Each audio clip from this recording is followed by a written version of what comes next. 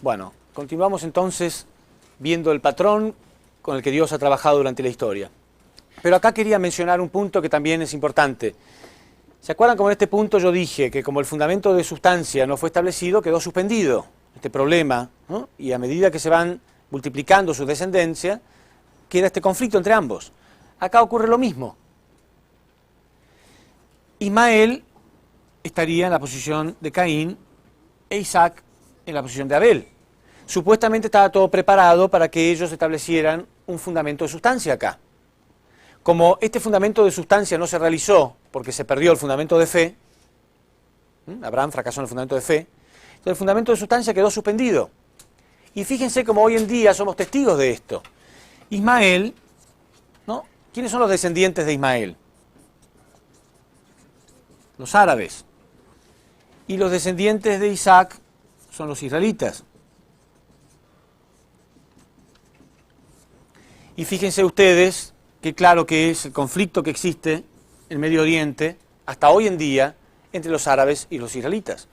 Son dos razas confrontadas, son dos razas que tienen conflictos de odio muy graves entre ellos. Entonces ven cómo queda suspendido en la historia cuando algo no está restaurado. Bueno, ahora entonces, entre Abraham e Isaac habían establecido victoriosamente en esta familia el fundamento de fe. Y ahora debía establecerse el fundamento de sustancia entre ambos. Sin embargo, también dijimos que este personaje tiene que establecer alguna condición para poder integrarse en la providencia.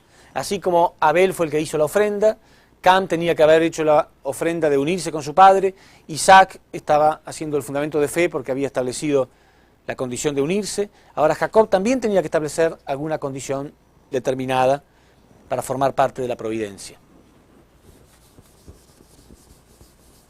Vamos a ver entonces qué es lo que hace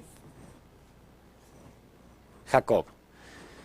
Fíjense ustedes que, dijimos, el hermano mayor está siempre en la posición de Caín, a través del cual Satán puede trabajar más libremente. En esta familia, Dios quería revertir este proceso. ¿Por qué? Porque era tradición que cuando el padre moría, el hijo mayor heredaba la posición de padre de familia, heredaba la posición del jefe de familia. Entonces Dios no quería que la persona de la posición de Caín, a través de la cual Satán trabaje, formara parte o estuviera en la posición de padre de familia del linaje que Dios estaba preparando. Porque de este linaje van a ver ustedes que nace el Mesías después. Jesús nace como descendiente de Jacob. Entonces Dios inspiró a Jacob para que él tomara la posición de hijo mayor. Ya desde que están en el vientre de la madre, ellos eran mellizos. Y la Biblia dice que había una especie de lucha entre los dos, donde Jacob quería como nacer primero, y hay casi un momento donde Jacob primero, sin embargo, a último momento nace Jacob primero. Entonces, en un momento de su vida, cuenta la historia bíblica que Esaú vuelve de cazar, él era cazador, y no había logrado cazar nada, estaba muy hambriento y muy cansado, y cuando llega Jacob había cocinado un guiso de lentejas, y Esaú le pide que le dé de comer. Y Jacob, ya inspirado por Dios, con el deseo de heredar la primogenitura, le dice, mira, yo te doy de comer si tú me lo cambias por tu primogenitura. Y Esaú le dice que sí. Pero vamos a ver en la Biblia que realmente Esaú estaba en la posición de Caín, y tenía carácter de Caín de verdad. Tanto es así que la Biblia dice que su propia madre no lo quería. Su madre amaba a Jacob, pero no a Esaú.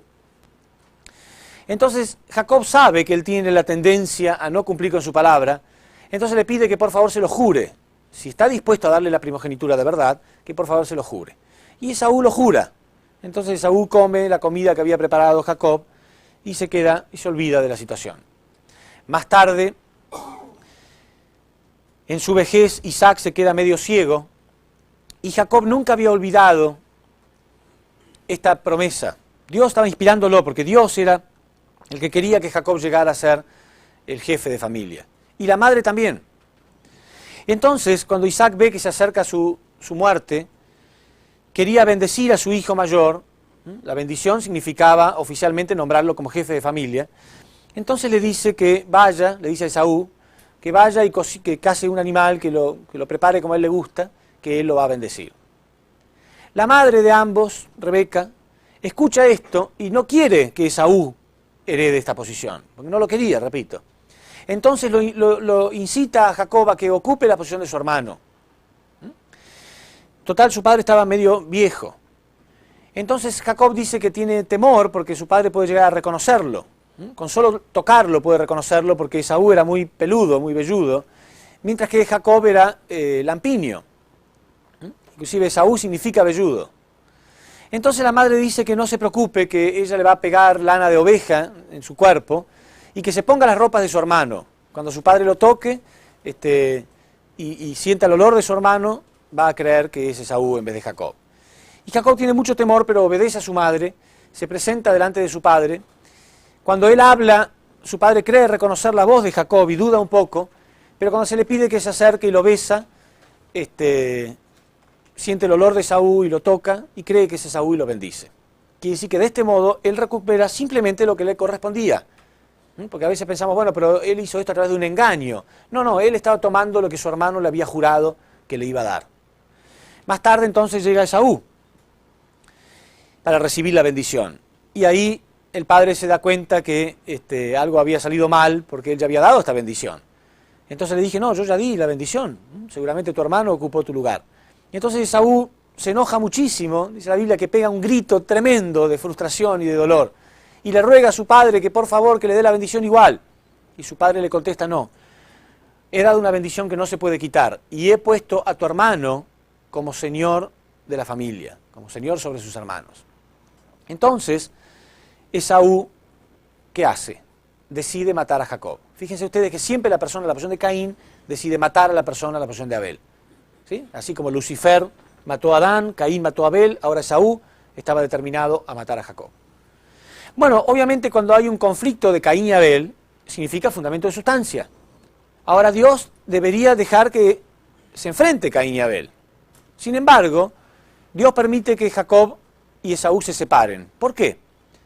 ¿Por qué si debe establecerse fundamento de sustancia, en vez de hacer que se confronten para ver quién gana, Dios permite que se separen? Por varias razones que voy a explicar ahora.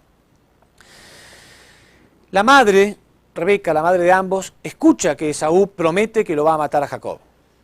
Él dice que cuando su padre muera, va a esperar que su padre muera, que faltaba poco porque estaba anciano ya, y cuando esto ocurra, él va a matar a Jacob. Se determina esto. Entonces la madre le dice a Jacob que tiene que escapar a las tierras de su tío Labán. A las tierras de su tío Labán. Vamos a ver por qué Dios permite que Esaú y Jacob se separen durante 21 años. Van a ver ustedes que a veces Dios toma a una persona a la providencia y lo hace ir por un curso que ni él mismo puede entender, como un mensaje para la posteridad, como un mensaje para nosotros. El curso de Jacob nos está mostrando clarísimamente la voluntad de Dios. A través del curso que él llevó, nos refleja claramente cuál es la voluntad de Dios para nosotros hoy en día. Porque dice la Biblia que cuando Jacob va a la tierra de su tío Labán, apenas llega se enamora de una de las hijas de Labán. Labán tenía 2 hijas. Y él se enamora de la hija menor. Y Labán en realidad era un tirano, ¿sí? Era un dictador, buscaba cómo aprovecharse enseguida de los demás. Cuando él le pide la mano de su hija menor, Labán le dice, sí, yo te voy a dar la mano de mi hija si tú trabajas 7 años gratis para mí. Entonces Jacob, que amaba mucho a la hija menor de Labán, acepta esto y trabaja 7 años gratis para Labán. Pero sin embargo, cuando terminan estos 7 años, Labán lo engaña. ¿Sí? En aquella época la tradición era que en la noche de bodas, el esposo y la esposa entraban en la tienda a oscuras, ¿sí? Por pudor, entonces él la engaña y la da a la hija mayor. Cuando se da cuenta de esto, Jacob a la mañana siguiente está muy frustrado y se siente totalmente engañado y va a Labán y le reclama, ¿por qué tú hiciste esto? Y entonces Labán le da la excusa de que en realidad era una tradición de esas tierras, de que no podía permanecer la hija mayor soltera y que se casara la menor. Que era tradición que se casara primero la mayor. Lo que nunca explica es por qué no le dijo esto primero, por qué no se lo dijo antes, por qué esperó 7 años para decírselo. Era un olvido muy conveniente para Labán. Pero no te preocupes, todo tiene solución. Mira, tú trabajas otros 7 años gratis para mí. Claro, era muy fácil para él. Pero Jacob, y vamos a ver que, así como decimos que él está en la posición de Abel, en realidad él tenía un carácter muy Abel. Porque toda la vida de Jacob está asignada por una actitud de obediencia y de humildad. Van a ver, toda su vida. Él realmente tiene la actitud de obediencia, la actitud de sacrificio. Entonces él nunca dice que no. Labán era un tirano, totalmente. Sin embargo, siempre buscaba aprovecharse de Jacob. Sin embargo, él siempre dice que sí. O sea, era muy clara la diferencia entre el carácter de Esaú, que era bien Caín, y el carácter de Jacob, que era bien Abel. La prueba está que su propia madre amaba a uno y al otro no. Y la Biblia dice, misteriosamente también, esto también, mucha gente, como dije antes, gente que estudió la Biblia y terminó confundida.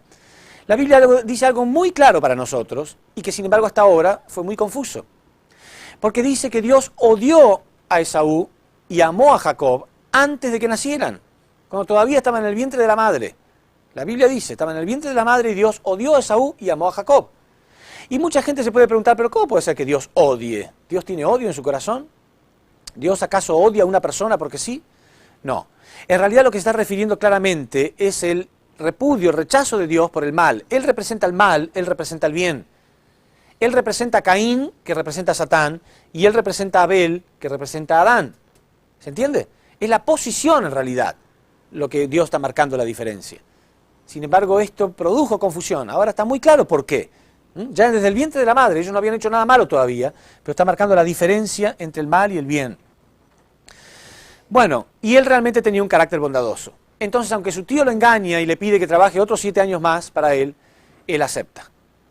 ¿Qué representa obviamente esto? Van a ver que en este curso, en las tierras del tío Labán, hay 3 etapas de 7 años. Obviamente están representando la etapa de formación, crecimiento y perfeccionamiento. Adán y Eva tendrían que haber pasado por estas etapas a través de 3 periodos de 7 años. 7 años de la etapa de formación, 7 años de la etapa de crecimiento, 7 años de la etapa de perfeccionamiento, y a los 21 años ellos tendrían que haber llegado a la perfección. Y vamos a ver que el curso de Jacob estaba marcado por 3 etapas de 7, que muestran claramente la voluntad que Dios tiene sobre nosotros. Porque Labán está simbolizando a Satán. De hecho, literalmente Satán trabajaba a través de Labán. ¿Sí? Quiere decir que la posición de Labán está representando a Satán mismo. Entonces, él trabaja los primeros 14 años. Y cuando terminan estos 14 años, Labán le da a la hija que él quería. Entonces, al final Jacob termina haciendo un trato con Labán. Le dice, mira, yo voy a seguir trabajando para ti y no te voy a cobrar nada. Solamente me voy a quedar con las ovejas, porque ellos eran productores de ovejas, que tengan manchas negras. Y Labán mira y cree ver de nuevo la oportunidad de aprovecharse de Jacob, porque casi ninguna oveja tenía manchas negras. Entonces obviamente se van a multiplicar mucho más las blancas. Entonces Labán dice, bueno, acepto. Y en los próximos 7 años, Jacob trabaja de ese modo con Labán. Sin embargo, Dios bendice a Jacob y Jacob descubre un método para hacer que se multipliquen las ovejas que él quería.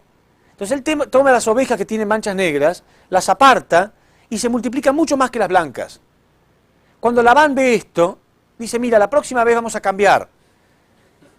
Yo me voy a quedar con las que tienen manchas negras y tú te vas a quedar con las blancas. Y Jacob siempre dice que sí a todo. Él siempre dice que sí. Entonces acepta.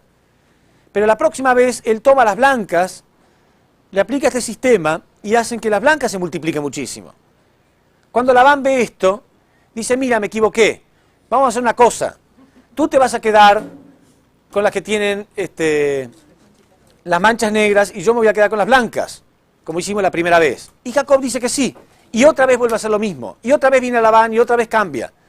Y 10 veces ocurre lo mismo, dice la Biblia. 10 veces durante 7 años. Y en esos 7 años, Jacob se enriquece completamente. ¿Qué significa esto? Está muy claro, ¿no es cierto? Que si Labán representa a Satán, durante los 2 primeros periodos significa que estamos bajo el dominio satánico, ¿sí? Porque Satán invadió al hombre en estas 2 etapas, ¿sí? Sin embargo, cuando cruzó este tercer periodo, cuando Jacob llegó a cruzar a este tercer periodo, Dios lo pudo bendecir por completo. El tercer periodo significa cuando recibimos la bendición. Este tercer periodo la humanidad solamente lo puede cruzar con el Mesías. Con el Mesías. Que además el Mesías vamos a ver que nace del linaje de Jacob después. ¿Sí? Entonces, con el Mesías podemos cruzar por primera vez, salir de la etapa, salir del dominio satánico. A través del Mesías es el único método en que la humanidad puede salir del dominio satánico. Y significa que cuando salga del dominio satánico, Dios puede bendecirnos. ¿Sí? Ahí Dios puede bendecirnos. Dios tiene muchas condiciones, Dios tiene muchos deseos de bendecir al hombre, pero necesita condiciones. Mientras estamos dentro del dominio satánico, Dios no puede bendecirnos libremente, ¿sí? Porque Satán puede adueñarse de esa bendición. ¿Cómo utilizaríamos nosotros una bendición? ¿Cómo utilizaría el hombre caído una bendición que Dios le da de $1.000.000, por ejemplo? ¿No lo utilizaría en el mundo caído para sus vicios? Satán puede adueñarse de esa bendición. Y además puede aprovechar eso para corrompernos más todavía. Pero cuando salimos del dominio satánico, Dios puede bendecirnos totalmente. Durante esos últimos 7 años, Jacob se enriquece completamente. Se entiende que Dios lo hizo ir por un curso, todo un curso especial, solamente para mostrarnos a nosotros que existe este patrón dentro de la historia. Y vamos a ver que en otros ejemplos que vamos a ver más adelante en la historia, pasan cosas exactamente igual. Se muestran claramente 3 periodos de 7, los 2 primeros periodos el hombre está como esclavizado. Y cuando cruza el tercer periodo, entonces Dios puede bendecirlo. Ya lo vamos a ver. Pero además, yo estoy explicando acá por qué, si Caín y Abel tienen que confrontarse para el fundamento de sustancia, ¿por qué Dios permite que se separen? Bueno, primero, para mostrarnos este curso. Y mientras Jacob está en este curso de 21 años, hay acá un trato entre Dios y Satán. Porque este enfrentamiento entre Esaú y Jacob no es el mero enfrentamiento entre 2 personas cualquiera. Está la providencia en juego acá. Este es el enfrentamiento entre Dios y Satán. Es el enfrentamiento entre el bien y el mal. Es el enfrentamiento entre el odio y el amor. No es cualquier cosa. Entonces Dios permite la separación bien clara. Y le permite a Satán trabajar a través de Esaú. ¿Sí? Porque Satán apuesta todo al odio. Ya él había tenido mucha victoria con el odio. Con el odio, ¿no? Él hizo que Caín asesinara a Abel. Con el odio él hizo que Cam se apartara de Noé. Entonces él apostaba que con el odio Esaú terminaría matando a Jacob. Pero Dios apuesta todo al amor. Dios sabe que el amor es más poderoso. Entonces hacen este trato, hay una separación. Durante 21 años Satán trabaja con Esaú. Porque Esaú, dice la Biblia, que termina más resentido que nunca. Generalmente cuando nosotros tenemos un conflicto con alguna persona, al poco tiempo se nos pasa. Sin embargo, 21 años habían pasado. Y después de estos 21 años de esclavitud que tuvo Jacob, él decide volver a sus tierras. Y cuando está por volver, se entera que su hermano había organizado un ejército de 400 hombres para matarlo. Imagínense, este hermano era mentiroso, era vago, ¿sí? Siempre quería comer lo que otros habían cocinado. Sin embargo, ahora había organizado un ejército de 400 hombres. Para organizar un ejército hay que trabajar mucho, ¿no es cierto? Hay que pagarles, hay que enseñarles que pueden llegar a morir, tienen que ir a pelear. ¿Sí? Porque él también se había enterado que su hermano venía, y venía con muchos sirvientes, porque se había enriquecido mucho. Quiere decir que Satán había trabajado con el resentimiento de Saúl durante 21 años. Él estaba realmente resentido. Sin embargo, Dios había trabajado con el corazón de Jacob. Durante 21 años Dios había purificado el corazón de Jacob. Jacob ya estaba acostumbrado, ¿no? A ser engañado, a trabajar como esclavo, a tener corazón agradecido, a estar siempre positivo y a confiar en Dios. Él estaba acostumbrado a confiar en Dios. Dios lo había enriquecido. Entonces, cuando Jacob se entera que su hermano estaba con este ejército para matarlo, ¿qué hace? Él envía a las 2 hijas de Labán, sus 2 esposas, con algunos sirvientes, ¿no? Y le envía riquezas que él había conseguido durante estos últimos 7 años, las envía a Esaú, con este mensaje: díganle que todas estas riquezas son para mi señor, de parte de su siervo Jacob. ¿Sí? Él lo llamaba mi señor, era un vago, era un resentido. En realidad Esaú estaba reclamando algo que no le correspondía. Él quería asesinarlo porque él le había sacado la primogenitura, pero él sabía que había jurado esta primogenitura. Estaba reclamando algo que no le correspondía. ¿Qué hubiéramos hecho nosotros en su lugar? Quizá hubiéramos peleado por lo que nos corresponde. ¿Se entiende? Pero no, Jacob no hizo eso. Jacob entonces, él le envía todo esto y le dice, esto es para mí, Señor, de parte de su siervo Jacob. Cuando Esaú, que pensó que su hermano iba a actuar igual que él, porque cuando uno tiene naturaleza caída, cree que los demás son iguales. Entonces él pensó, bueno, seguramente él va a pelear por lo suyo.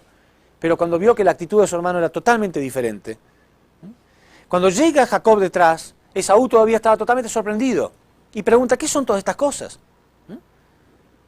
Le envía animales, todo lo que había conseguido, ganado. ¿Qué son todas estas cosas? Y Jacob repite las mismas palabras, inclinándose 7 veces. 7 veces se inclinó delante de Esaú, diciéndole, estas cosas son para mí, Señor, de parte de tu siervo Jacob. Y ver tu rostro es ver el rostro de Dios. Entonces Esaú realmente se conmueve tanto por la actitud de su hermano que se pone a llorar. Y no quiere que él se incline más, y lo levanta y lo abraza y lo perdona por completo. Quiere decir que el amor de Jacob derritió por completo el resentimiento de Esaú. Este no era solamente, repito, el mero enfrentamiento entre dos personas, era el enfrentamiento entre el odio y el amor. Dios quería mostrar que el amor puede ser mucho más poderoso que el odio. Y que el amor es como la luz. Donde aparece la luz, las tinieblas desaparecen automáticamente. Donde aparece el amor verdadero, el odio desaparece. Y en pocos minutos, entonces, Jacob destruye, elimina, derrite por completo el resentimiento de Esaú. Quiere decir que acá se establece por primera vez en la historia el fundamento de sustancia. ¿Sí? Entre ellos dos se establece el fundamento de fe, entre Abraham e Isaac. Y Jacob establece el fundamento de sustancia por su actitud. Quiere decir que los tres lograron la primera victoria del lado de Dios en toda la historia de la humanidad.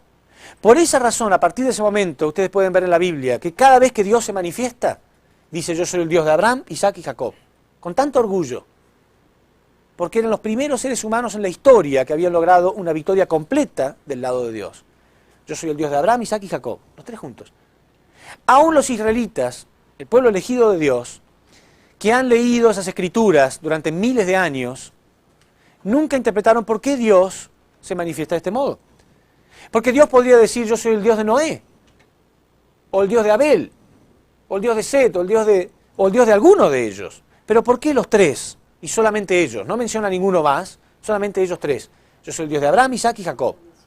Porque eran los primeros que habían establecido una victoria de su lado. Ellos dos establecieron el fundamento de fe y él fue victorioso en el fundamento de sustancia. Entonces Jacob, con su actitud, estableció un precedente muy claro. Él estableció parte de esta fórmula para establecer el fundamento de sustancia. Es una fórmula, que es el amor a su enemigo. No fue Jesús el primero que enseñó el amor al enemigo. Fue Jacob el que lo puso en práctica.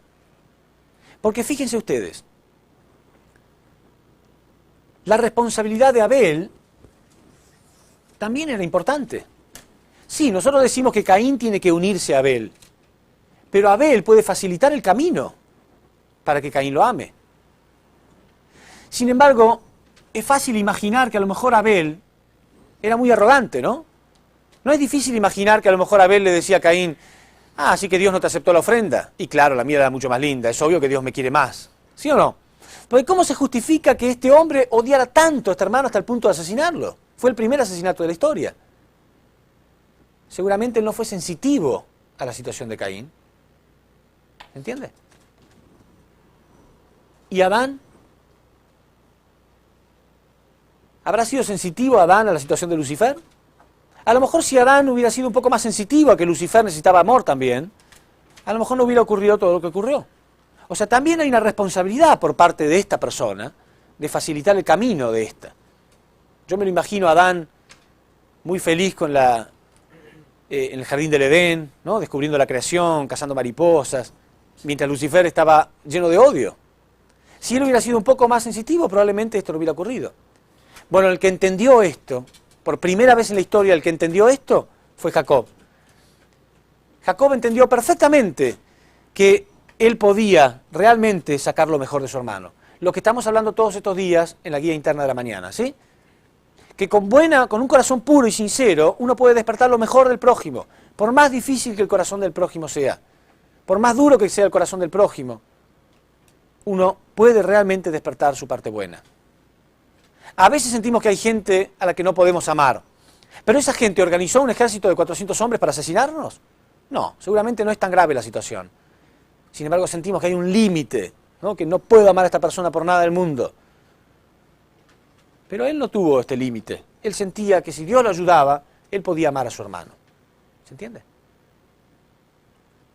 Y lo comprobó. Facilitó totalmente el camino de su hermano.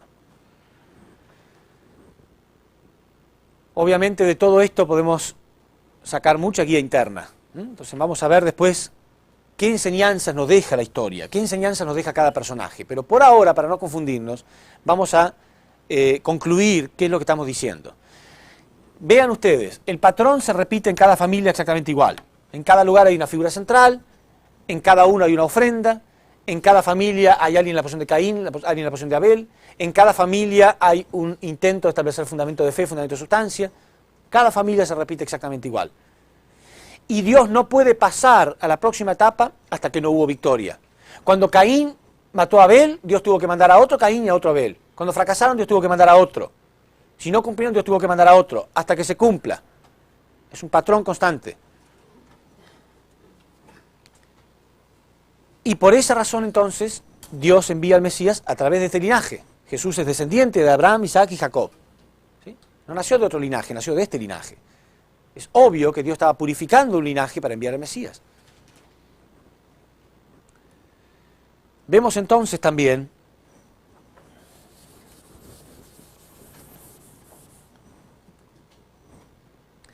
que el fundamento de fe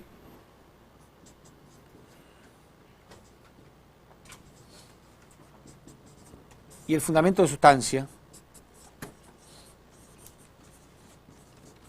tiene que establecerse, estos dos fundamentos tienen que establecerse en todos los niveles. Tiene que establecerse primero a nivel individual, después a nivel familiar, después a nivel nacional y después a nivel mundial. Entonces, a nivel individual, ¿cómo se establece el fundamento de fe? Porque este fundamento de fe que se estableció acá es ya a nivel familiar. Entonces, ¿cómo se estableció a nivel individual? ¿Quién era Caín y Abel a nivel individual? Anotémoslo acá. Esaú y Jacob lograron este fundamento a nivel familiar, donde Esaú termina uniéndose a Jacob. Pero ¿cuál es el fundamento de sustancia a nivel individual? ¿Quién es Caín a nivel individual? Todos nosotros tenemos una mente caída, a través de la cual Satán trabaja.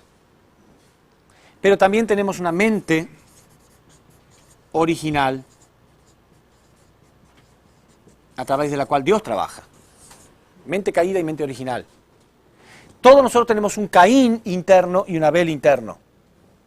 Y así como Lucifer mató a Adán, y Caín mató a Abel, y Esaú quería matar a Jacob, nuestra mente caída siempre quiere matar a nuestra mente original. ¿Sí? Tenemos esa lucha, ese conflicto internamente.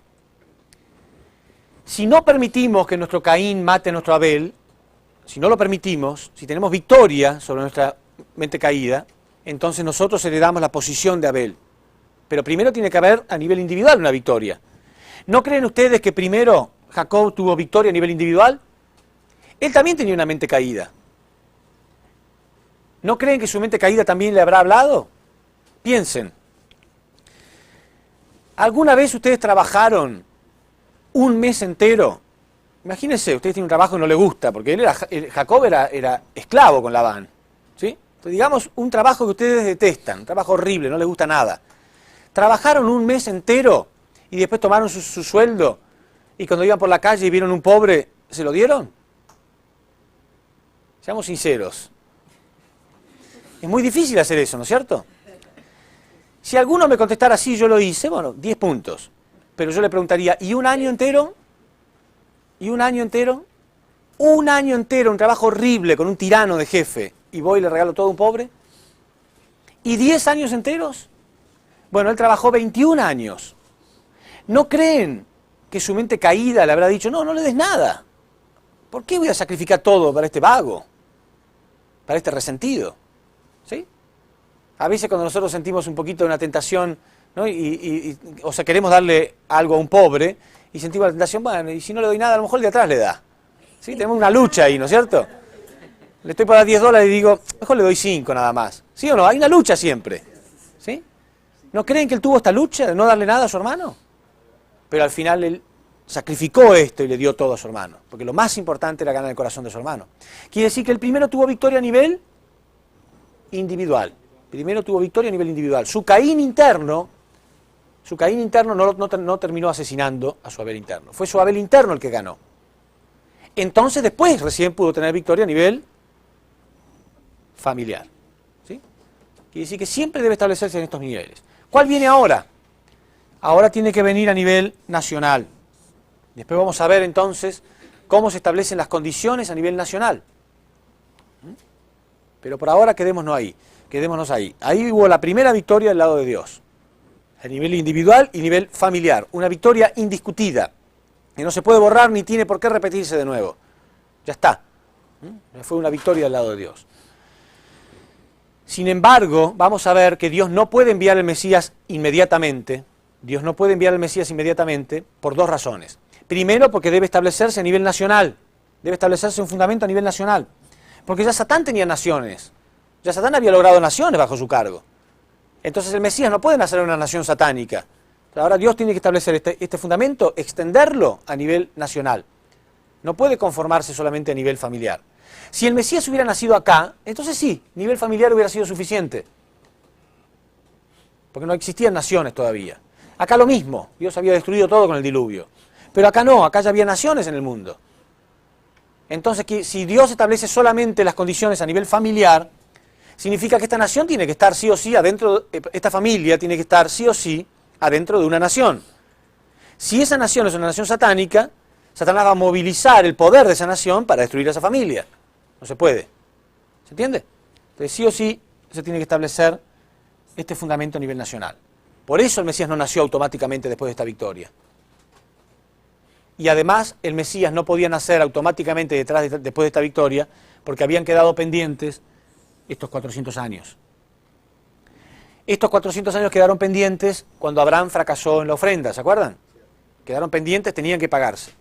Entonces vamos a ver que los descendientes de Jacob tienen que pasar 400 años de esclavitud. Después se establece el fundamento de fe y de sustancia a nivel nacional. Y después recién puede venir el Mesías. ¿Sí? Y con el Mesías se establece el fundamento a nivel mundial. ¿Se entiende? Vamos a dejar acá entonces y vamos a ver en la próxima conferencia cómo se establecen las condiciones para la llegada del Mesías. Muchas gracias. Hemos visto entonces cómo esa fórmula, ese patrón que Dios ha utilizado durante toda la historia, fundamento de fe, fundamento de sustancia, tenía que realizarse primero a nivel individual, después a nivel familiar, después a nivel nacional y después a nivel mundial. ¿Sí? Entonces, vamos a observar ahora cómo realmente, si una persona tiene entendimiento bien claro del fundamento de fe y fundamento de sustancia, cómo se puede comprobar absolutamente que realmente esa es la fórmula que Dios ha utilizado durante la historia. Porque hasta ahora hemos visto a nivel individual y familiar. En este momento vamos a ver a nivel nacional. O lo que es lo mismo, el curso de Moisés. Fundamento de fe y de sustancia a nivel nacional se llama el curso de Moisés. Y después a nivel mundial. El fundamento de fe y de sustancia a nivel mundial se llama el curso de Jesús. Cuando terminen de ver esto, ya esto lo vimos hoy, ahora vamos a ver esto y esto. Ustedes van a tener pruebas bien concretas de cómo se repite la historia con ese patrón. Todo lo que yo voy a hablar está totalmente en la Biblia. Pero nunca nadie había interpretado que realmente era para establecer este patrón. Pero hay otro mensaje muy importante. Ustedes van a ver como que las condiciones que se establecen en un nivel marcan un precedente para que haya muchas posibilidades de que se repitan también en el próximo nivel. Ya lo van a ver a esto. O sea, alguna victoria o algún fracaso establecido anteriormente marca una tendencia para que probablemente se vuelva a repetir después. Porque ya hay un fundamento a través del cual Satán puede invadir de nuevo después de un fracaso, por ejemplo. Entonces, ¿cuántos intentos hizo falta para establecer el fundamento de fe y de sustancia a nivel individual y familiar? Tres familias, ¿verdad? La primera familia era la familia de Adán. El segundo intento fue en la familia de Noé. Y el tercer intento fue en la familia de Abraham. ¿Por qué falló el primer intento? Porque Caín mató a Abel. ¿Por qué falló el segundo intento? Porque Cam no estaba unido a Noé. ¿Sí? Y vemos que en el tercer intento hubo una falla en el fundamento de fe y entonces hubo dos figuras centrales. Abraham e Isaac. Esto marcó un precedente para que después en el curso a nivel nacional, o sea, curso de Moisés, se tenga que repetir también en 3 etapas. Primer curso, segundo curso, tercer curso. Fíjense acá, cuando falló el primer intento, Dios tuvo que volver a repetirlo. Cuando falló el segundo intento, Dios tuvo que volver a repetirlo. Y solamente cuando hubo victoria a nivel individual y familiar, Dios pudo pasar al próximo nivel, a nivel nacional. Hasta que no hay victoria, Dios no puede pasar al próximo nivel. Y vamos a ver acá también cómo se repite lo mismo. Hay dos figuras centrales. Moisés, y al final Dios tiene que elegir a otra figura central, y en su lugar aparece Josué. Hay dos figuras centrales al final en este periodo, al igual que hay dos figuras centrales acá. Esto ya marca un precedente para el curso de Jesús. No quiere decir que tenga que repetirse absolutamente, porque de pronto el hombre puede superar sus fracasos anteriores, pero hay una marcada tendencia en la historia. Para ponerles un ejemplo cotidiano, para que lo puedan entender, es como si una persona nace en un medio ambiente de delincuentes, digamos una mala familia, un mal linaje, y al final termina naciendo en un lugar donde todos son delincuentes, su padre es malo, la madre también, los hermanos también, todos roban, todos mienten. Lo más probable es que uno va a tener esa misma tendencia. No quiere decir que es absoluto, de pronto puede apartarse de eso por completo, pero lo más probable es que ya herede esa clase de tendencia. Entonces, lamentablemente, debido a ciertos fracasos establecidos en los cursos anteriores, cuando llega el curso a nivel mundial, el curso de Jesús, también este curso tiene que extenderse en 3 etapas. Primer curso de Jesús, esto ya lo vamos a ver hoy, ¿no? Segundo curso y tercer curso. Después vamos a ver qué es lo que pasa en cada uno, por qué falla. Y también, cuando termina el curso a nivel mundial, ya el mundo está restaurado. Una vez que se establezca fundamento de fe y de sustancia a nivel mundial, significa que el mundo entero cumple con su responsabilidad. Y vemos entonces que Jesús también, hacia el final de su curso, empezó a hablar de otra figura central, del Señor de la segunda venida, o sea, la segunda venida de Cristo. ¿Por qué? Acá hubo dos figuras centrales, esto marcó una tendencia, acá hubo dos figuras centrales y esto marcó una tendencia. Debido al fallo de Abraham, se había marcado una tendencia bastante clara de que cualquier pequeño error que cometiera Moisés, ya tenía que haber otra figura central. Y así ocurrió. Y esto marcó una tendencia para que cualquier problema que hubiera en la época de Jesús, ya él tuviera que ir a la cruz.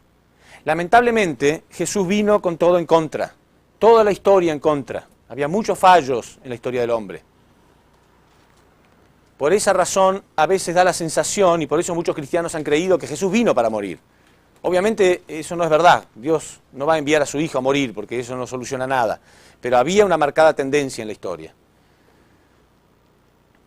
Entonces ven, se repite exactamente igual, ¿no?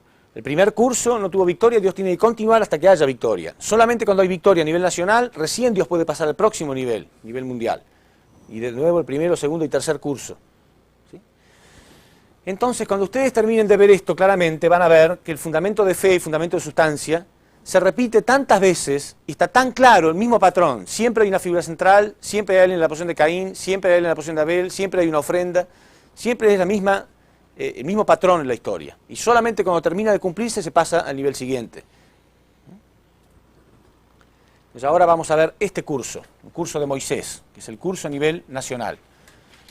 Cuando terminemos vamos a ver este curso, el curso de Jesús, y vamos a ver el paralelismo de las cosas que ocurrió en el curso de Jesús son paralelas a las cosas que ocurrió en el curso de Moisés. Y después de esto, mañana, vamos a ver una conferencia especial que habla del paralelismo que existe entre Jacob, Moisés y Jesús.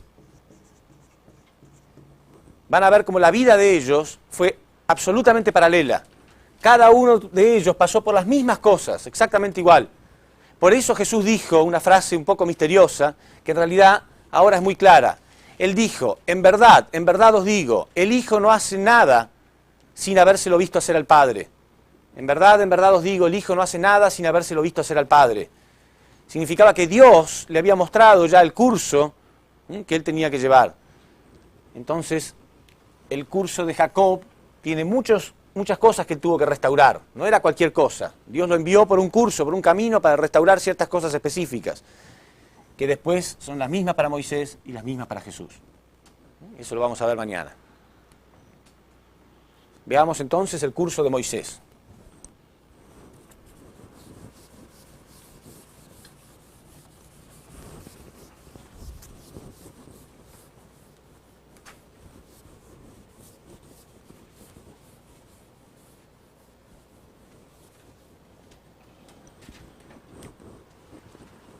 Primero, un fundamento de fe. Para este fundamento de fe hace falta una figura central, una ofrenda y un periodo de tiempo.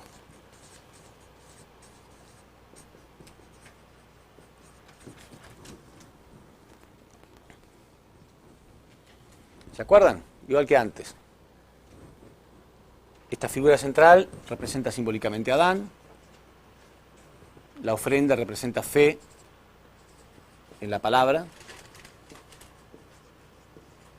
Y el periodo de tiempo representa las tres etapas de formación, crecimiento y perfeccionamiento.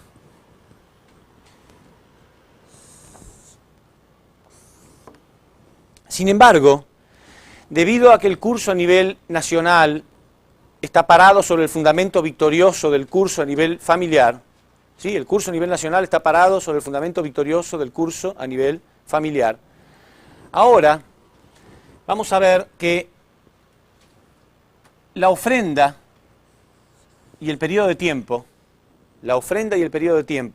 junto con la separación para Satanás, a través del número 40, se van a unificar. Ahora el número 40 va a representar la ofrenda misma, el periodo de tiempo mismo y, como siempre, separación de Satán. El número 40.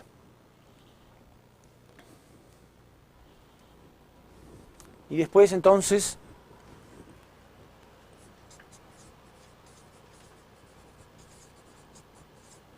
fundamento de sustancia.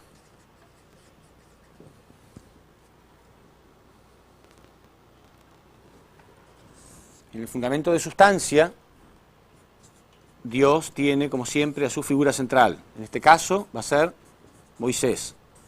Moisés es la figura central a través de la cual Dios va a trabajar. O sea, perdón, vamos a poner mejor para que no haya confusión. El fundamento de sustancia, como siempre, hay alguien en la posición de Adán y alguien en la posición de Lucifer. Esta persona, la posición de Lucifer, tiene que pasar a través de esta persona para llegar a Dios. Esta persona, la posición de Adán, va a ser Moisés.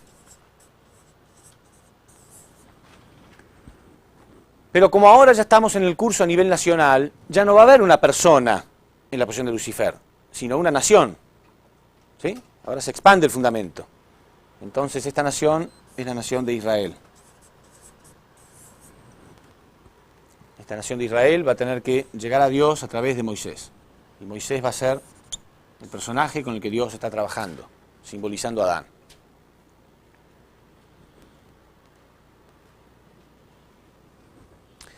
Bueno, ahora, si ustedes leen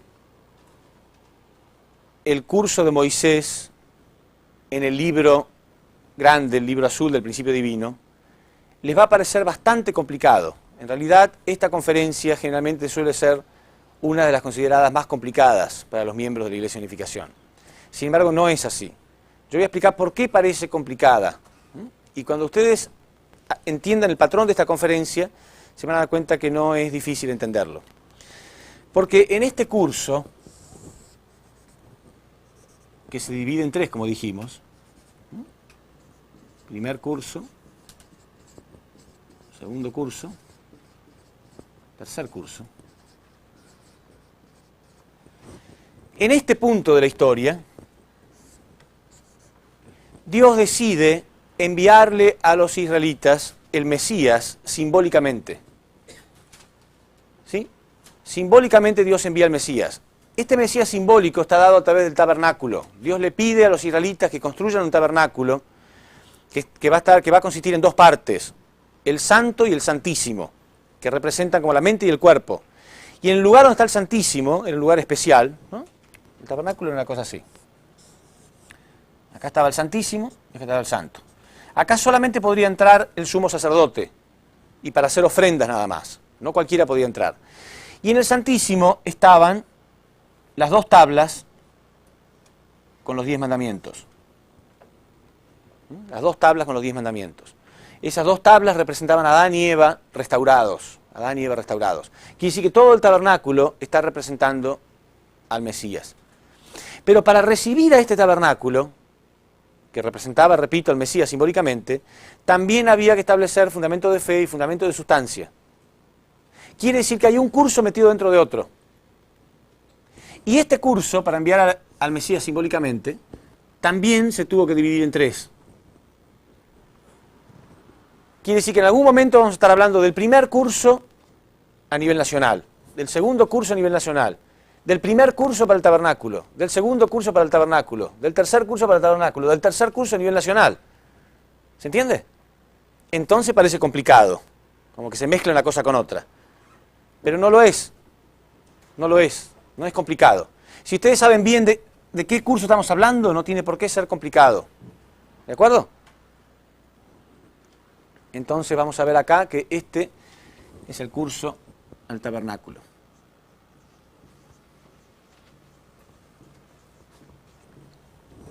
Y este curso, el curso grande, digamos, podemos llamarlo el curso pequeño, el curso grande. El curso grande es el curso de Egipto, donde ellos estaban como esclavos,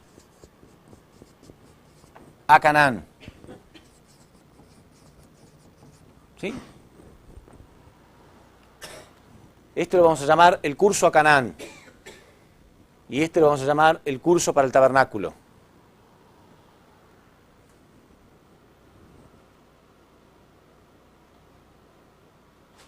Entonces, ya van a ver ustedes que siempre, ¿no?, en cada lugar hay fundamento de fe y fundamento de sustancia para el primer curso, fundamento de fe y de sustancia para el segundo curso, fundamento de fe y de sustancia para el tercer curso, fundamento de fe y de sustancia para el primer curso del tabernáculo, fundamento de fe y de sustancia para el segundo curso del tabernáculo, fundamento de fe y de sustancia para el tercer curso del tabernáculo. O sea, ya a nadie le va a quedar ninguna duda que el patrón ese se repite en forma perfecta, siempre, durante toda la historia, desde Adán y Eva hasta hoy en día. Y eso es maravilloso, porque es muy claro. Y dijimos entonces que acá, en esta sola conferencia, vamos a ver 6 casos bien claros de fundamento de fe y fundamento de sustancia. 6 etapas, 3 acá y 3 acá.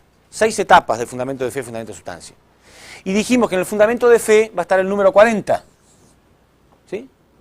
Quiere decir que va a aparecer el número 40 acá, acá, acá, acá, acá y acá. Está muy claro.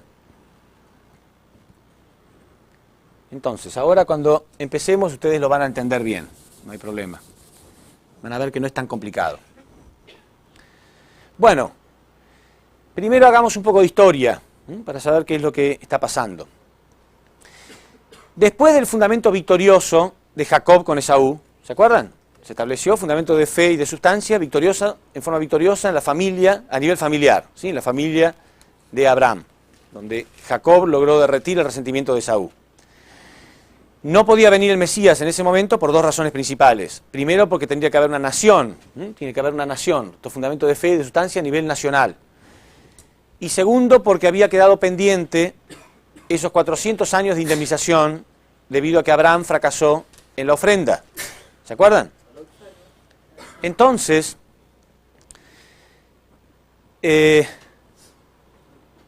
¿cómo se lleva a cabo? ¿De qué modo ellos van a ir a Egipto? ¿No? Ellos tenían que pagar 400 años de esclavitud en Egipto.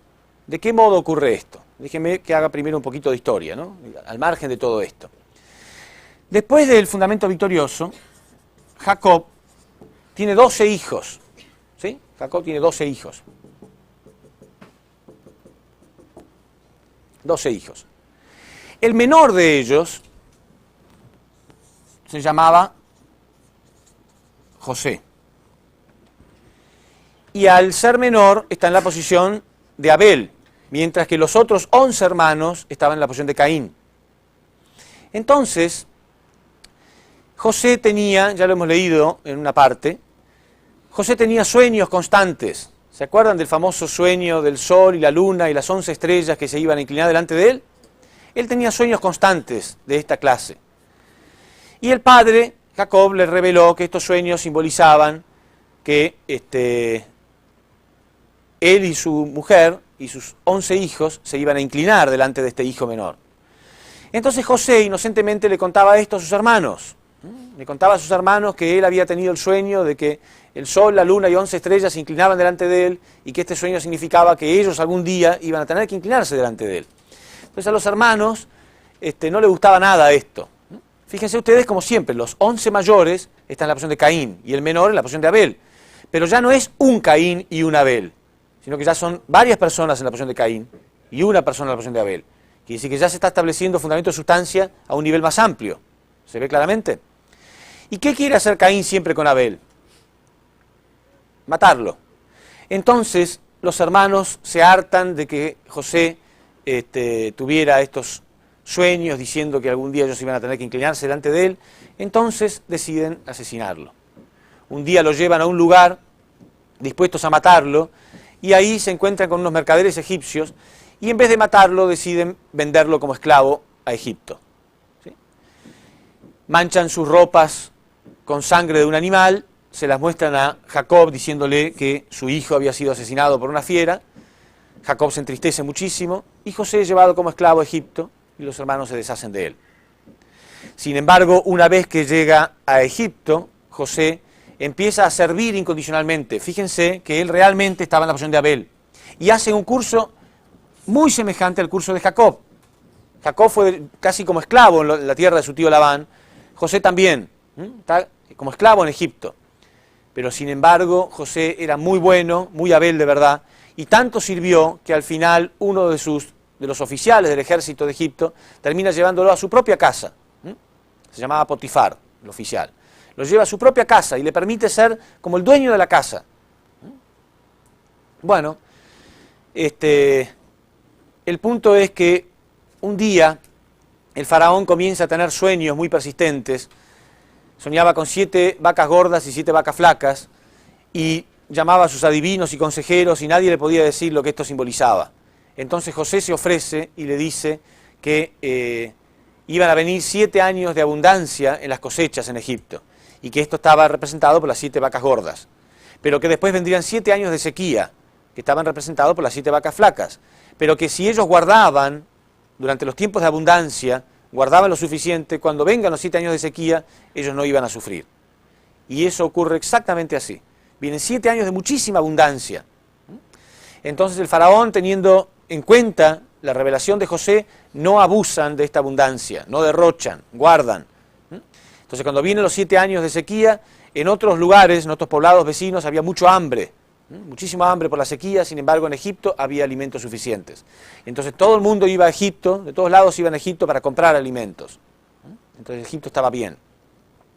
Tan feliz estaba el faraón de haberse salvado de esta sequía, que termina nombrando a José primer ministro. Le dice a José que todos los egipcios iban a estar por debajo de él. Solamente el faraón iba a quedar por encima de él. Quiere decir que él llega a ser casi faraón. Imagínense, él que empezó como esclavo, termina siendo casi faraón. Igual que el curso de Jacob. Él empezó como esclavo de Labán y al final terminó enriquecido. Él ahora terminaba así también. Durante los 7 años de sequía, la gente iba a comprar cosas a Egipto.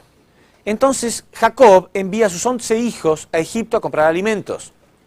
Y cuando llega a Egipto, su hermano los ve. Y él, al igual que Jacob, no tiene ningún resentimiento. ¿Se acuerdan? Jacob no tenía ningún resentimiento contra Esaú. Lo amaba de verdad, hasta el punto que estaba dispuesto a darle todo. Cuando José ve a sus hermanos, él se emociona mucho. Tiene ganas de llorar de la emoción. Fíjense ustedes como con el poder que tenía José, podía haberlos barrido de un plumazo. ¿Sí? Con una orden que él dé, podía haber matado a sus hermanos. ¿No es cierto? Él era casi faraón. Sin embargo, él no tiene esta intención de ningún modo. Él lo que quería era ver a toda la familia junta. Claro, él no podía rebelarse diciéndole que él era José, porque él lo que quería era ver a su padre. Y ellos no iban a ir delante de su padre a decir, ¿te acuerdas que te dijimos que José en realidad era mentira, lo vendimos como esclavos? ¿Sí? Como esclavo, una pequeña travesurita que hicimos en aquella época. ¿No? Nunca va a ser una cosa así. Y José lo sabía. Entonces José trama un plan. Toma al menor de ellos, Benjamín, y les pone unas copas de plata entre sus pertenencias para acusarlo de ladrón. Cuando ellos están por ir de Egipto, los hace interceder y le dicen, ustedes nos han venido acá para robarnos. Ellos dicen, no, nosotros no hemos venido a robar, solamente hemos venido a comprar alimentos enviados por nuestro padre. Entonces le dicen, no, hay unas cosas de valor que han faltado, vamos a revisarlos a ustedes, y si encontramos las cosas de valor en alguno de ustedes, ese se va a tener que quedar como rehén. Entonces dice, bueno, revisen, pues nosotros no hemos robado nada. Y revisan a uno por uno, y el último que revisan es a Benjamín, y cuando lo revisan, ahí estaban las cosas. Entonces se lo llevan, lo dejan como rehén. Y los hermanos ruegan, y por favor ruegan que no le hagan daño, que su padre se va a entristecer mucho, que ya perdieron a su hijo, que ya el padre perdió a su hijo menor, José, y ahora va a perder a otro, y por favor que no. Entonces José dice, bueno, si lo que ustedes dicen es verdad, yo quiero que ustedes traigan a su padre para que dé testimonio de ustedes. Él lo único que quería ver era a su padre, que lo amaba tanto. Entonces los hijos van a Jacob y le dicen, por favor tienes que ir ahí porque él quedó como rehén. Y Jacob por un momento piensa, bueno, nunca más voy a ver, ya perdí a José, ahora pierdo a Benjamín también. No, en serio, si tú vienes lo vas a recuperar. Bueno, entonces va a Jacob. Y ya cuando José lo ve a su padre y a sus 11 hermanos, todos presentes, no puede soportar y se larga a llorar delante de ellos y se revela y le dice que él es José. Y los hermanos quedan totalmente sorprendidos. Y entonces, ¿qué hacen? Se inclinan delante de él. O sea, se cumplió totalmente la profecía que José había recibido toda su vida. Como entonces él era primer ministro y en otro lado había mucho hambre, entonces ellos se quedan a vivir en Egipto. Tenían un hermano que era primer ministro y había riquezas y alimentos suficientes. Sin embargo, el faraón que los nombró primer ministro muere y los faraones subsiguientes no tienen a los israelitas como nada especial y al final terminan esclavizándolos. Ellos son los israelitas, ¿no? En una etapa de la historia que después voy a contar, Jacob es bendecido con el nombre de Israel. Dios lo bendice con el nombre de Israel, a Jacob. Entonces de ahí viene el pueblo israelita y de los 12 hijos surgen las 12 tribus de Israel. Se quedan en Egipto, repito, pero después los faraones subsiguientes no lo toman como nada especial y terminan esclavizándolos. Y así es como Dios los lleva esclavos a Egipto para pagar esos 400 años. Y quedan exactamente 400 años. Durante esos 400 años, los israelitas se multiplican muchísimo. Entonces el faraón decide que ellos no deben multiplicarse tanto, porque si se multiplican de ese modo sin control y algún día son atacados por algún enemigo, obviamente los esclavos se van a unir al enemigo. Entonces sería como tener al enemigo en casa. Entonces el faraón quiere tener esclavos, pero no demasiados numerosos, porque si no serían incontrolables. Entonces decide, da la orden de matar a todos los niños varones que nacieran a partir de ese momento. ¿Sí? Y en ese momento nace Moisés. La madre de Moisés, para que no sea asesinado su hijo, lo pone en un canasto, calafatea ese canasto, lo rellena, pone el bebé adentro y deja que se lo lleve la corriente. Lo pone en el río y deja que se lo lleve la corriente. No sabe cuál va a ser el destino de ese niño, pero por lo menos era un poco más seguro que si lo encontraban los egipcios, porque lo iban a asesinar. En eso se encontraba la hija del faraón, bañándose a orillas del río, y ve pasar este canasto y ordena que lo rescaten. Y cuando ve lo que hay adentro del canasto, queda muy sorprendida. Había un bebé muy bonito. Y ella queda enamorada de ese bebé, porque era muy bonito en serio. Entonces se lo lleva al palacio. Y desde el palacio ella pide una esclava israelita para que cuide al niño. Y la propia madre de Moisés se ofrece, sin que se sepa que era la madre.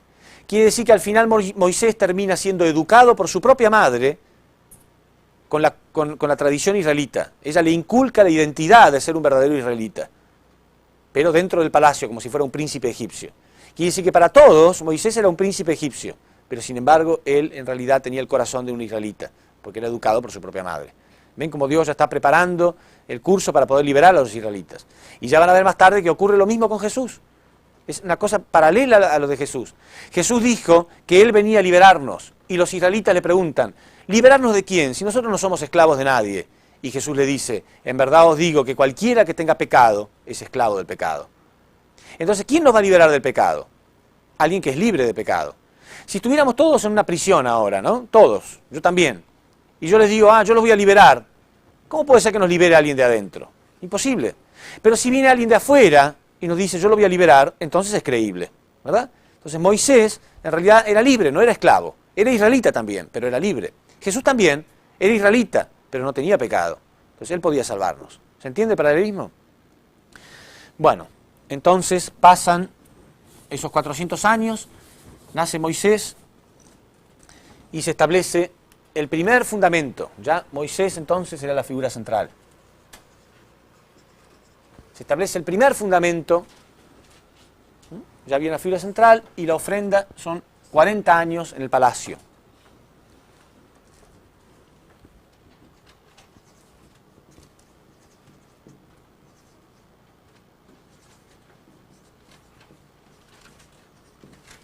...40 años en el palacio. Ese es el fundamento de fe. Moisés tiene que establecerlo. Claro, alguno se puede preguntar, bueno, pero ¿cuál es la ofrenda de pasar 40 años en el palacio? No debe ser nada malo vivir como un príncipe. En realidad, ustedes van a ver en toda la historia de la Biblia que Moisés tenía un temperamento muy fuerte y hasta además era tartamudo. ¿Por qué? ¿Por qué? En realidad, él tenía que ocultar que era israelita. Él tenía que ocultar que era israelita. En aquella época, los israelitas apenas nacían, se les practicaba la circuncisión. La circuncisión era una operación que se les practicaba en el órgano sexual a los varones apenas nacían. ¿Por qué? Porque justamente el pueblo elegido de Dios tenía que derramar sangre de sus partes sexuales. Obviamente porque el pecado original había sido un pecado de fornicación. Entonces el pueblo elegido de Dios tenía que indemnizar ese pecado, simbólicamente, a través de la circuncisión. Entonces Moisés tenía que ocultar que él era israelita. El faraón no sabía que él era israelita. Entonces vivía constantemente nervioso. Eso es una de las razones. Y otra de las razones es porque él tenía el corazón de un israelita. ¿Creen que él vivía feliz de ver a su pueblo, a sus hermanos, castigados día tras día? Y esto lo prueba la Biblia. Cuando terminan esos 40 años, él sale a caminar y ve que un egipcio estaba maltratando a un israelita. Y saca su espada y lo mata. Moisés saca su espada y mata al egipcio. Porque toda su vida, 40 años, él había deseado hacer algo así. 40 años él había visto cómo se castigaba a su pueblo. Y él los amaba de verdad. ¿Puede una persona ser feliz sabiendo que sus seres más queridos están siendo torturados día tras día? O sea, en realidad fueron 40 años de sacrificio verdadero para Moisés. Cuando pasaron esos 40 años entonces, él estableció, con este tiempo, con esta indemnización, él estableció el fundamento de fe. Ahora era tiempo de establecer el fundamento de sustancia. El plan de Dios era que el pueblo de Israel pudiera unirse a Moisés, entonces él los iba a liberar y los iba a sacar de Egipto y los iba a llevar a las tierras prometidas de Canaán. Las tierras prometidas de Canaán. Estamos hablando acá entonces obviamente del primer curso, ¿sí? Bueno, entonces Dios le ordena a Moisés que este es el tiempo de ayudar a su pueblo y de liberarlo. Entonces Moisés le tiene que hacer ver a su pueblo que en realidad él no es egipcio, que él es israelita, porque hasta ellos mismos pensaban que él era un príncipe egipcio. Entonces, como digo, él mata a este egipcio. ¿Por qué? Porque él necesita mostrar de algún modo que él está con ellos. Era la primera vez que alguien que venía del palacio los estaba defendiendo. Imagínense. Automáticamente ellos deberían haber reconocido que este era el instrumento de Dios que los quería ayudar. Pero acá vemos un patrón muy claro en la historia. Fíjense ustedes, cómo claramente lo que nosotros tenemos que restaurar son las cosas que heredamos de Lucifer. Es tan claro nuestra naturaleza caída. Lucifer quiere llegar a Dios en forma directa. Lucifer, ¿cuál era el problema de Lucifer? ¿El problema de Lucifer era que él no tenía fe en Dios? ¿Era ese su problema? ¿Alguien tenía que convencer a Lucifer de que Dios existía? No, absolutamente ese no era su conflicto. Su conflicto era no poder aceptar que Dios trabajara a través de Adán. Su conflicto era no poder aceptar que él tenía que pasar a través de Adán para llegar a Dios. Ese es el conflicto. Y por esa razón todos nosotros heredamos ese conflicto. Veamos. Lucifer, Adán. Él no tenía conflicto en creer en Dios, pero no quería pasar a través de Adán. Más tarde, Caín y Abel. ¿Cuál era el conflicto de Caín? ¿Caín no creía en Dios? Entonces, ¿por qué hizo la ofrenda? Ese no es el conflicto de Caín. El conflicto de Caín era que no podía ser humilde delante de Abel. Ahora, el pueblo de Israel. ¿Cuál es el conflicto del pueblo de Israel? ¿Que no creía en Dios? Pero si ellos hacían ofrendas constantes a Dios. Ellos tenían la identidad de ser el pueblo elegido de Dios. El conflicto ahora vamos a ver que ellos no podían ver a Dios en Moisés. Y más tarde, el mundo, a través del pueblo de Israel también, a través del pueblo de Israel, el mundo con Jesús. ¿Cuál era el problema del pueblo de Israel de nuevo? ¿Ellos no creían en Dios? Sí, eran un pueblo que estaban esperando la llegada del Mesías. El punto era que no podían ver a Dios en Jesús. Y siempre es el mismo conflicto. Ninguno de estos tenía conflicto en creer en Dios. Por eso, si ustedes ven hoy en día, el verdadero conflicto no es que la humanidad crea o no en Dios.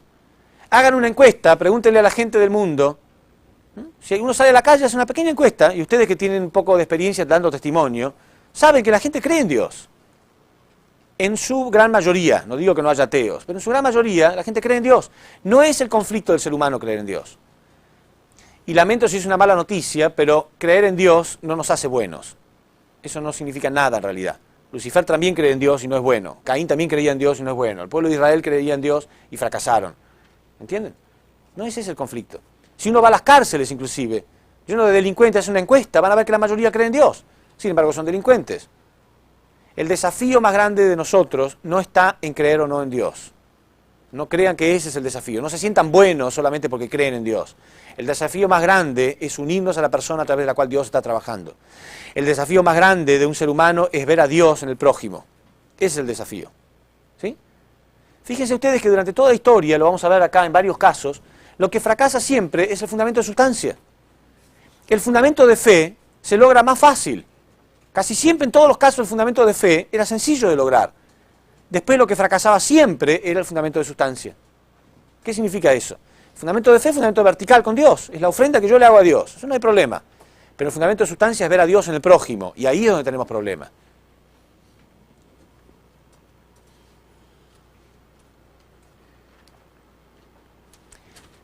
¿Era la voluntad de Dios de que Lucifer matara a Adán? No. Sin embargo lo hizo. ¿Era la voluntad de Dios de que Caín matara a Abel? No. ¿Era la voluntad de Dios de que el pueblo de Israel matara a Moisés? Sin embargo, ellos tenían la intención de matarlo, ahora lo vamos a ver. ¿Era la intención de Dios de que el mundo matara a Jesús? No. Sin embargo, lo hizo. Entonces, siempre es ese el conflicto del individuo.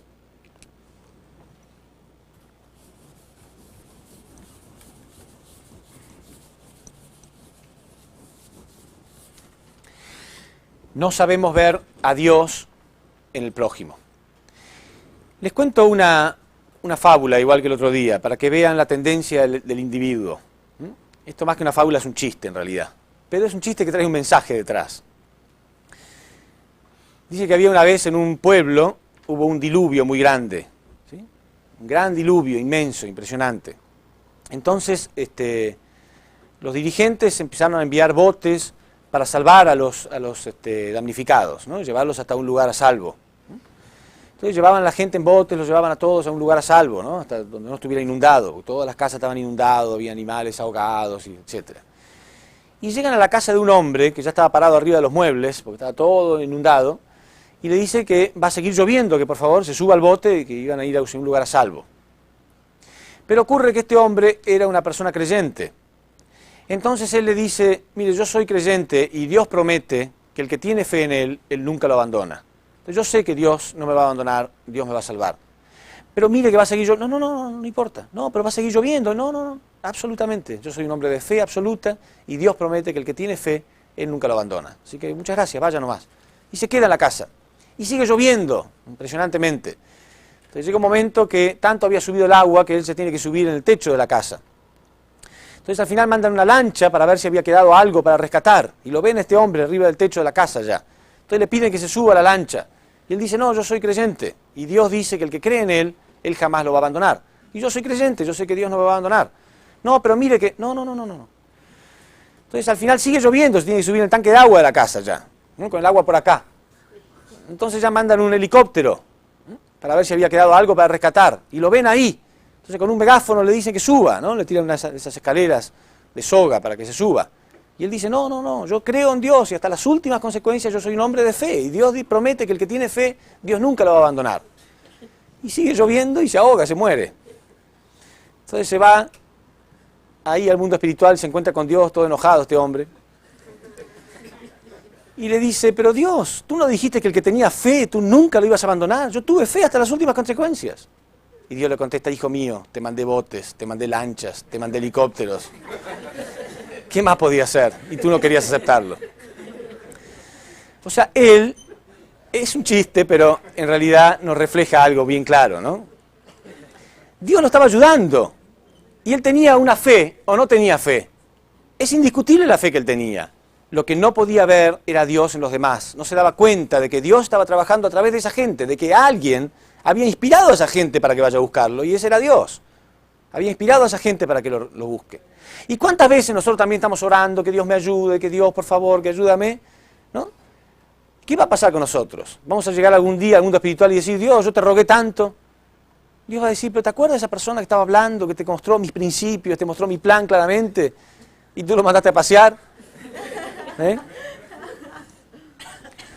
Bueno, eso mismo le pasaba a los israelitas, ¿no? Ellos estaban rogando a Dios de que los salve, porque la Biblia dice claramente, tengo bien oído los llantos de mi pueblo. Así dice la Biblia a Moisés. Cuando Dios le da a Moisés ese mensaje, le dice, tengo oído los reclamos de mi pueblo.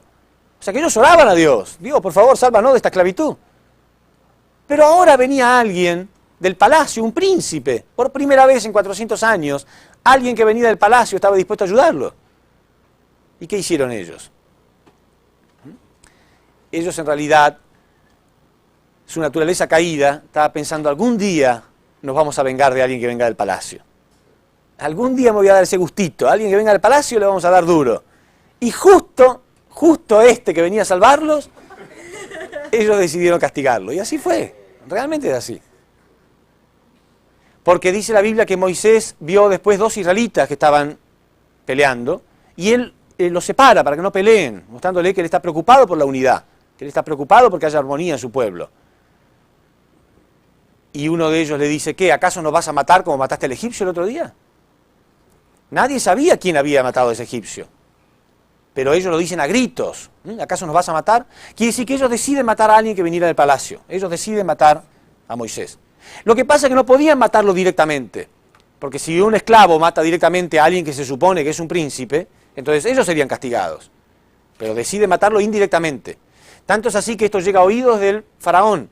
Y que el faraón, que siempre había tenido sospechas en contra de Moisés, tenía sospechas, ¿no? Porque él era israelita, en realidad. Nunca supo cómo había aparecido ese bebé. Entonces ahora se da cuenta que realmente Moisés lo estaba traicionando y el faraón decide matarlo. O sea que indirectamente el pueblo de Israel estaba intentando provocar la muerte de Moisés. Con este fracaso entonces se pierde el fundamento de fe. Por lo tanto estos 40 años se pierden. Y Moisés tiene que escapar al desierto de Madián. Tiene que escaparse de Egipto al desierto de Madián. ¿Cuánto tiempo se queda Moisés en el desierto de Madián? Bueno, él tiene que volver a reconstruir el fundamento de fe. O sea que se queda 40 años en el desierto de Madián.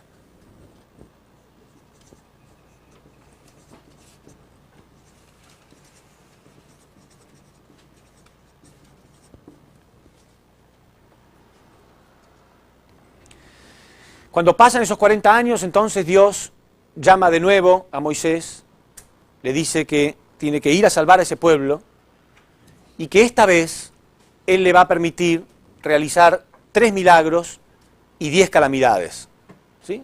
Para que de una vez por todas el faraón se dé cuenta que realmente el poder de Dios está con Moisés. El poder de Dios está con Moisés. Y que él tiene que pedir permiso al faraón para llevar a este pueblo, para sacar a este pueblo. Claro, Moisés no le va a decir al faraón que le va a sacar a todos los esclavos. Moisés solamente le pide permiso al faraón para festejar las Pascuas judías, por 3 días nada más. Por supuesto, él en realidad lo que quiere es sacar al pueblo y no volver más, pero él le pide permiso solamente por 3 días.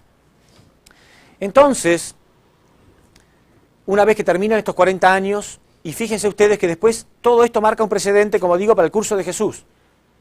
Ya van a ver que Jesús empieza a hacer milagros en el segundo curso. Cuando la gente no cree en él, entonces Jesús empieza a hacer milagros. Pero acá lo mismo, Dios le da la posibilidad a Moisés de realizar 3 milagros y 10 calamidades, para convencer al faraón de que les permita sacar a este pueblo. Ahora fíjense la misión de este pobre hombre. Él tenía que convencer a un faraón de que se quede sin sus esclavos, de que él lo va a sacar. Con una promesa bastante infantil, no se preocupe que después se los traigo de nuevo. Qué misión, ¿no? Pero Dios lo iba a ayudar un poquitito. Fíjense lo que le dice Dios a Moisés. Le dice, pero yo voy a endurecer el corazón del faraón. Entonces uno piensa, bueno, qué linda mano que me da Dios. Encima que me da una misión tan difícil, me dice que Él va a endurecer el corazón del faraón. Está en la Biblia. Está en la Biblia. Dios le dice que Él mismo, Dios mismo, va a endurecer el corazón del faraón. Entonces, ¿cómo hacer para convencer a un hombre así de que se quede sin sus esclavos y encima lo tengo a Dios endureciendo el corazón del faraón? ¿Por qué? ¿Por qué Dios quería endurecer el corazón del faraón? ¿Qué era lo que Dios estaba buscando? Y vamos a ver que realmente lo hace. Porque Moisés hace los milagros, ¿no? Distintos milagros. Primero toma un palo, ¿no? Su bastón, y lo convierte en serpiente. Después convierte el agua del río en sangre. Después mete su mano y la saca leprosa. Y la mete de nuevo en su ropa y cuando la saca está curada. Hace milagros. Y el faraón no se sorprende para nada. No le importa. Aún así no le permite sacar a su pueblo. Entonces comienzan todas las calamidades, una detrás de otra. ¿Sí?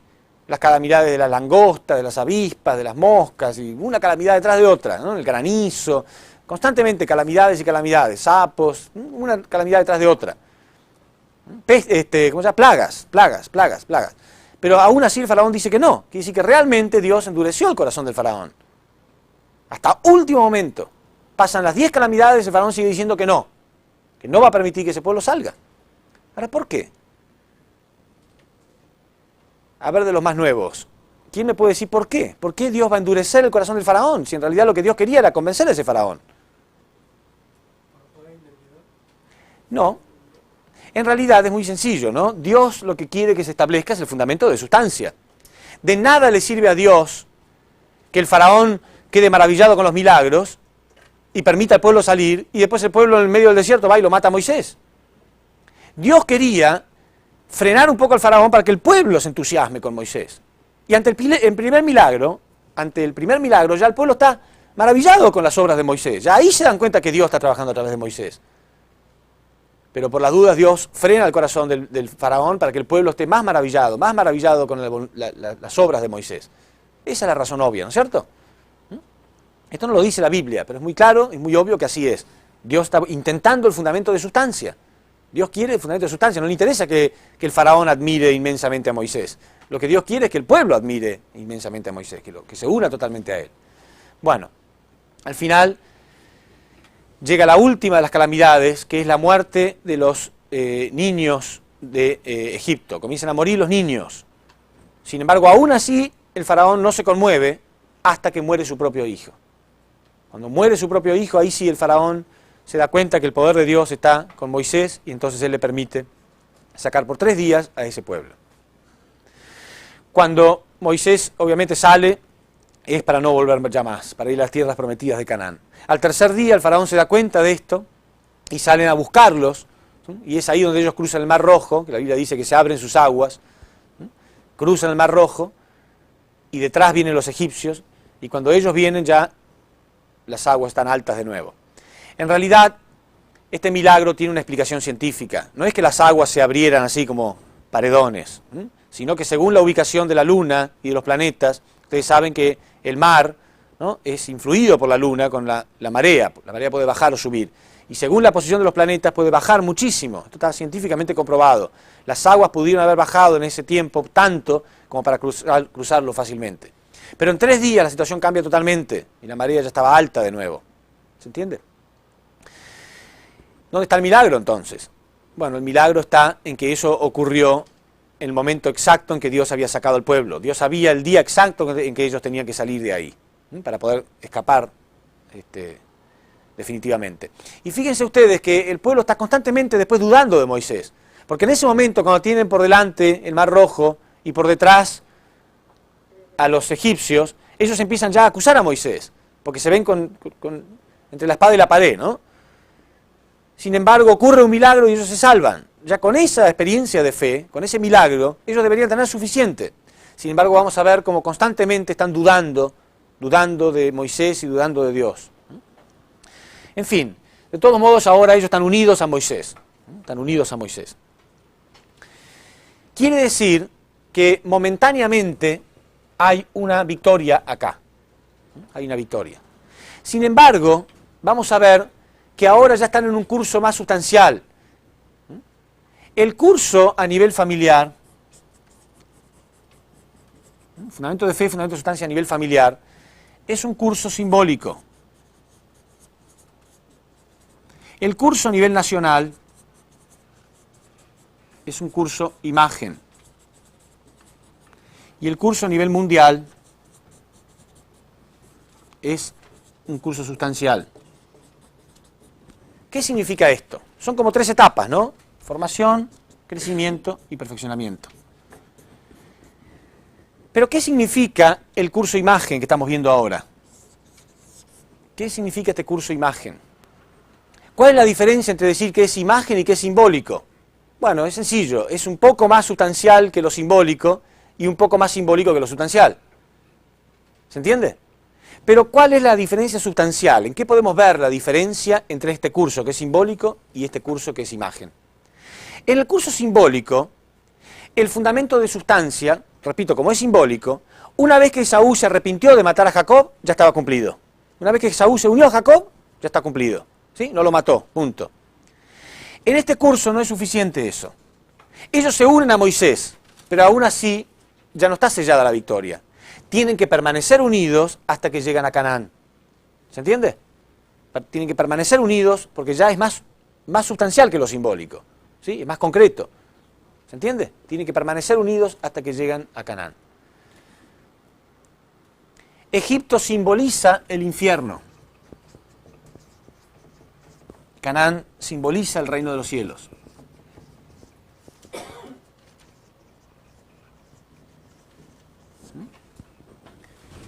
El hombre es esclavo del pecado. Ellos eran esclavos en Egipto. Quiere decir que Egipto simboliza estar esclavo en el infierno, esclavo del pecado. Egipto simboliza el infierno. Y en Canaán ellos ya eran libres. Y en el reino de los cielos el hombre va a ser libre de pecado. Quiere decir que Canaán representa el reino de los cielos. Bueno, ahora ellos tienen que permanecer unidos a Moisés. Por ahora hay una victoria parcial en el segundo curso. Hasta ahora están unidos, están yendo hacia Canaán. En ese momento Dios, como hay una victoria parcial, Dios quiere enviar al Mesías simbólicamente. Entonces Dios decide enviarles el tabernáculo. ¿Por qué? Porque Dios sabe que hasta el mismo Moisés puede llegar a cambiar. Moisés era muy temperamental. Fíjense lo que pasó con el egipcio, él lo mató. Y con otras cosas que ya vamos a ver después. Entonces Dios sabe que hasta Moisés mismo puede llegar a cambiar. Entonces decide enviarles el tabernáculo. Si ellos se unen al tabernáculo, significa respetar las tablas, los 10 mandamientos, con ese fundamento ellos pueden llegar a Canaán. Entonces ahora hay que establecer el fundamento para el tabernáculo. Y para el tabernáculo también hay que establecer el fundamento de fe y fundamento de sustancia. Entonces Moisés es el encargado de establecer el fundamento de fe, la ofrenda. Y son 40 días de ayuno. Dios le pide que vaya y ayune 40 días.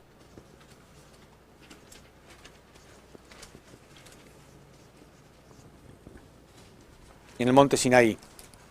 40 días de ayuno. Moisés hace esto, ayuna 40 días en el monte Sinaí, y ahí él recibe las 2 tablas con los 10 mandamientos. Recibe las 2 tablas con los 10 mandamientos, que van a ser la esencia del tabernáculo. ¿Sí? La esencia del tabernáculo. Las 2 tablas representan a Jesús y el Espíritu Santo, o a Adán y Eva restaurados. Entonces, Moisés cumple con estos 40 días, significa que el fundamento de fe se cumple victoriosamente. Ahora hace falta el fundamento de sustancia. Sin embargo, dice la Biblia, que cuando Moisés baja, se da cuenta que los israelitas no lo estaban esperando y lo dieron por muerto. Los israelitas pensaban que Moisés ya se había muerto. ¿Ven? Como que de algún modo también es como matarlo espiritualmente. Para ellos él estaba muerto ya. Entonces, habían construido un becerro de oro. Habían construido un becerro de oro. Becerro de oro era un dios falso que ellos habían visto en Egipto. Entonces copiaron este dios falso y empezaron a adorarlo. Ya habían perdido la fe en Dios. Y empezaron cuando Moisés bajó, después del ayuno, el pueblo estaba danzando alrededor del becerro de oro. Esto simboliza como estaban como objetos, estaban girando alrededor de un dios falso. Quiere decir que con esto fracasa por completo el fundamento de sustancia.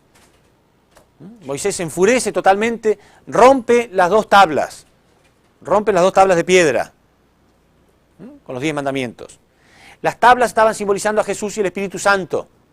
Y ahora Moisés las tira y las rompe. Moisés no debería haber hecho eso. Pero él era muy temperamental. Entonces se enfurece y rompe las tablas.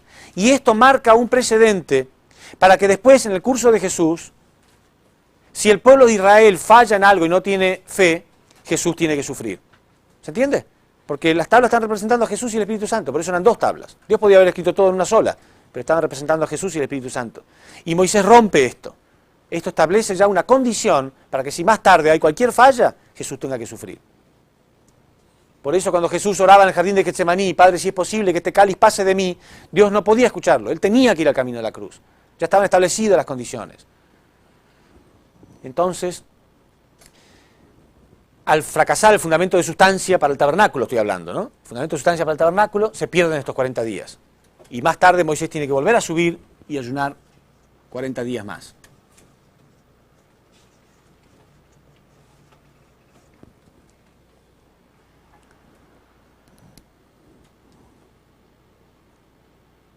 Esta vez sí.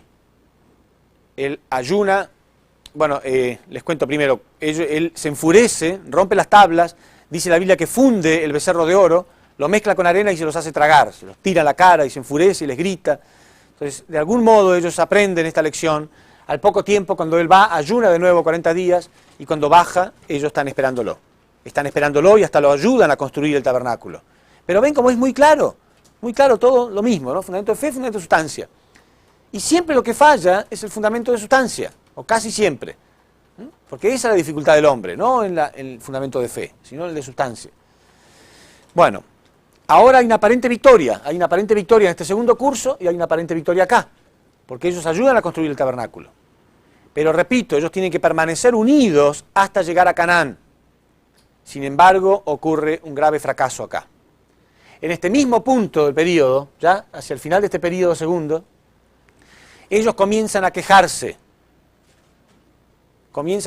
totalmente por cosas externas, hasta el punto que sus deseos carnales se hacen mucho más fuertes que sus deseos de libertad. Y deciden volver a Egipto. Ellos empiezan a añorar las cosas que había en Egipto. ¿Qué representa esto? Egipto representa el infierno significa esclavitud con el pecado, deseos carnales. Canaán representa el reino de los cielos, la libertad espiritual. Significa, y todo este curso intermedio es un curso en el desierto. Significa que el hombre tiene que pasar por un desierto. Hay un punto intermedio en su vida religiosa, donde no es perfecto todavía, pero todavía no es un pecador. O sea, ya no es más un pecador. Es un periodo en el desierto. Todos tenemos que pasar. La Biblia dice, después les voy a mostrar, que todo este curso es el curso imagen. ¿Vieron que yo les dije? El curso de Jacob es el curso simbólico, el curso de Moisés es el curso imagen, y el curso de Jesús es el curso sustancial. Bueno, la Biblia dice que este es el curso imagen. Dice, todo lo que ocurrió en esta época ocurrió en imagen o en figura para nosotros, dice la Biblia. En figura para nosotros. Todo lo que ocurre acá son simbolismos que a nosotros mismos nos ocurren. Entonces, ¿qué significa que ellos querían volver? Significan que de pronto uno puede perder la fe y llevado por los apetitos carnales, a lo mejor prefiere retroceder, seguir siendo esclavo del pecado y retroceder, volver a Egipto. Volver a Egipto. Nuestra tendencia de volver a Egipto significa nuestra tendencia, ¿no? Cuando añoramos los pecados. Cuando uno dice, bueno, pero en aquella época pensar que yo hacía lo que quería. Prefiere seguir siendo esclavo del pecado en vez de ser libre.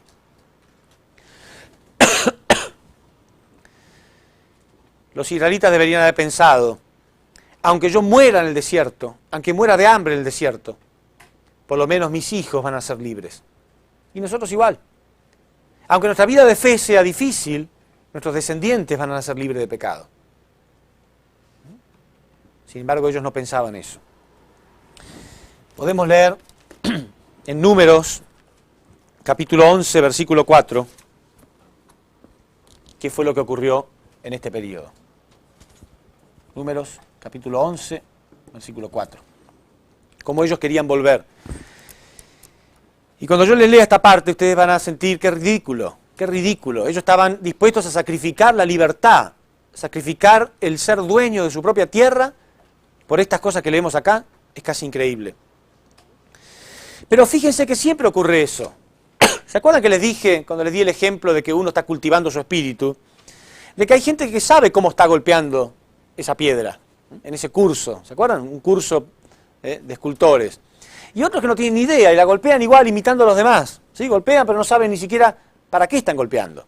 Entonces hay gente que entiende perfectamente por qué está pasando por ese curso, hacia dónde yo voy, no importa cuánto sufra, yo quiero ser libre del pecado. Y otros que no. Y lamentablemente los que no entienden se mezclan con los que sí entienden y a lo mejor hasta terminan confundiendo a los que sí entendían. Y acá dice lo mismo la Biblia. Porque dice así, la chusma que se había mezclado con el pueblo, ¿sí? ¿Qué significa? ¿Por qué dice la chusma que se había mezclado con el pueblo? Se dejó llevar de su apetito. ¿Por qué la chusma que se había mezclado con el pueblo? En realidad, ¿ustedes creen que todos los israelitas sabían perfectamente lo que estaba pasando? No. Cuando Moisés dijo salimos, dice que había 600.000 hombres, sin contar a las mujeres y los niños. ¿Creen que todos ellos tenían muy en claro, estamos cumpliendo con la voluntad de Dios? No, ellos no sabían lo que estaba pasando. Muchos habrían salido a lo mejor siguiendo a todos los demás. Entonces después fácilmente, ante la primera barrera, ya se atormentaban, se acobardaban y querían volver. La chusma que se había mezclado con el pueblo se dejó llevar de su apetito. También los israelitas volvieron a sus llantos diciendo, ¿quién nos dará carne para comer? ¿Cómo nos acordamos del pescado que comíamos de balde en Egipto? Y de los pepinos, melones, puerros, cebollas y ajos. Miren por las cosas que ellos estaban dispuestos a vender su libertad. Y de los pepinos, melones, puerros, cebollas y ajo. En cambio, ahora tenemos el alma seca, no hay nada de nada. Nuestros ojos no ven más que el maná. El maná, y se los leo porque después lo vamos a utilizar a esto, el maná era como una semilla de cilantro.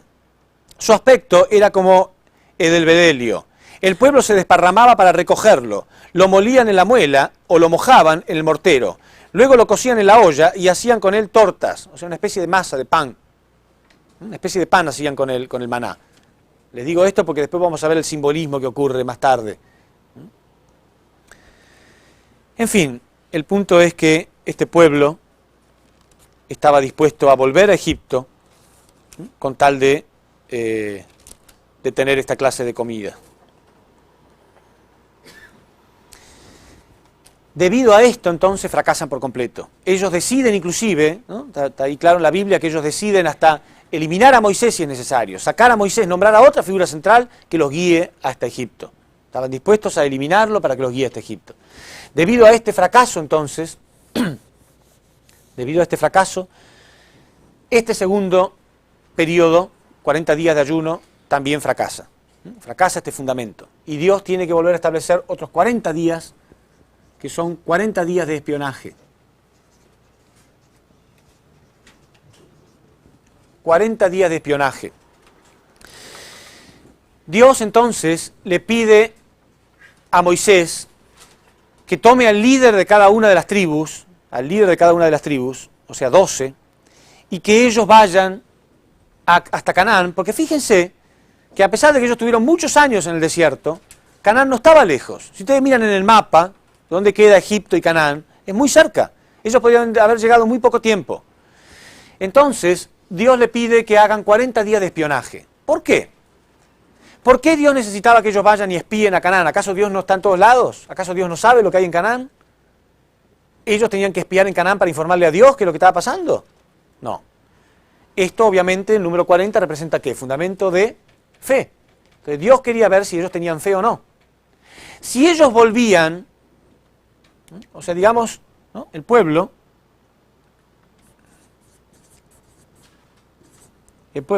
más Dios, ¿podían conquistar Canaán, sí o no? Claro que sí, con la ayuda de Dios, ellos podían conquistar. El pueblo, sin la ayuda de Dios, o sea, restándole la ayuda de Dios, la respuesta iba a ser no. Entonces, ¿por qué Dios le pide 40 días de espionaje? Porque tiene que reconstruir el fundamento de fe. Si ellos vuelven con informes positivos, quiere decir que están contando con Dios, tienen fe. Si vuelven con informes negativos, quiere decir que no están contando con Dios. Y podemos leer esto en Números, capítulo 14, 29. No, perdón, Números 13, 27.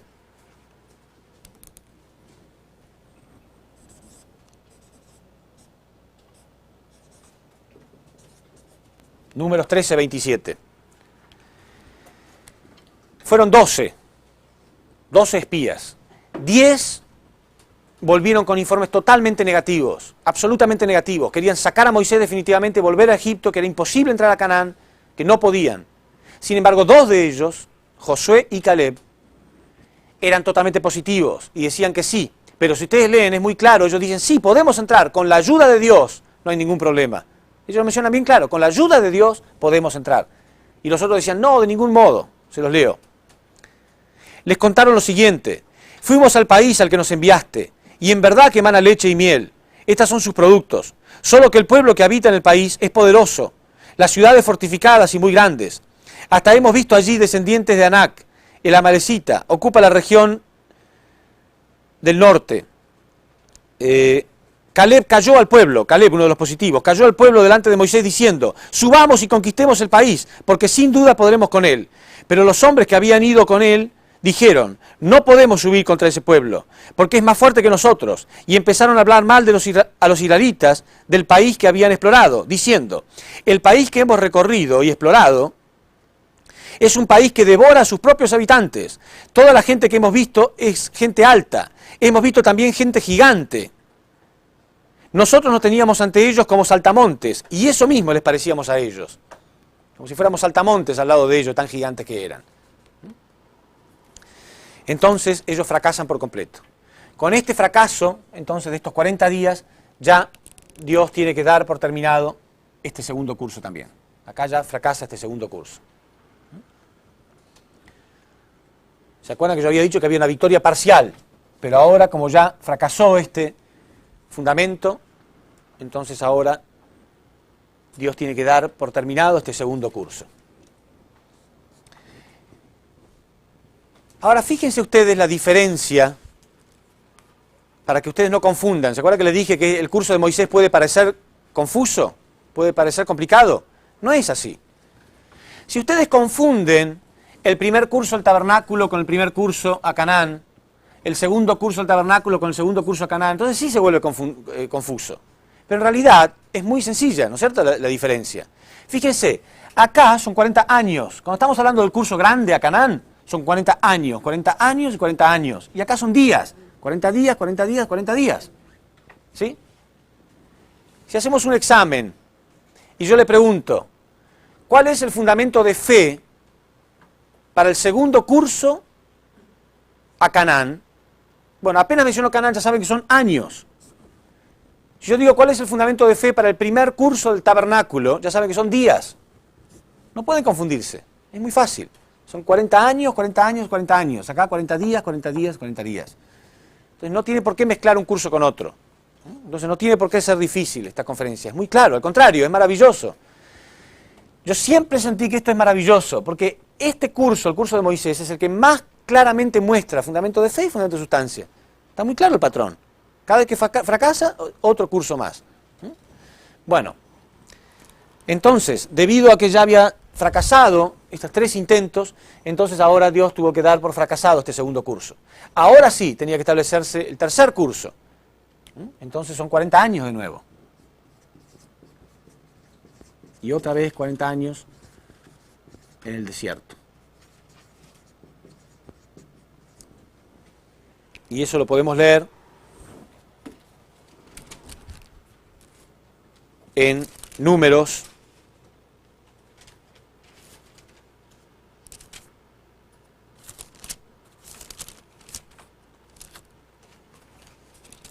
capítulo 14, 29. Número 14, 29.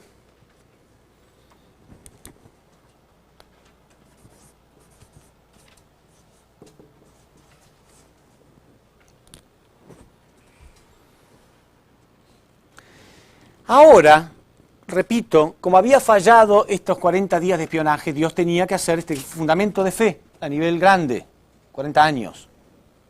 Tenía que hacerse sí o sí, ¿sí? Una vez que fracasa el fundamento, hay que volver a repetirlo. Como ya había fracasado este fundamento en el segundo curso, Dios tenía que repetirlo. ¿Por qué aclaro esto? Porque Dios aprovecha que se tiene que establecer sí o sí una condición y a veces muestra como mano dura. Porque Él no puede mostrar simplemente por amor, pedirles por favor que cumplan. Entonces acá Dios hace como que Él lo hace como venganza. Como que ahora los voy a castigar por haber fracasado. Como un padre que le pega una paliza a sus hijos. Dense cuenta que ellos eran primitivos. Era el único modo que de algún modo, aunque sea por el temor, podían cumplir con Dios. Entonces Dios le dice, por haber murmurado contra mí en este desierto, caerán vuestros cadáveres, los de todos los que fuiste revisados y contados, de 20 años para arriba. Os juro que no entraréis en la tierra que mano en alta juré estableceros. Solo Caleb y Josué, o sea, los dos positivos, solo Caleb y Josué, y a vuestros pequeñuelos, de los que dijiste que caerían en cautiverio, los introduciré y conocerán la tierra que vosotros habéis despreciado.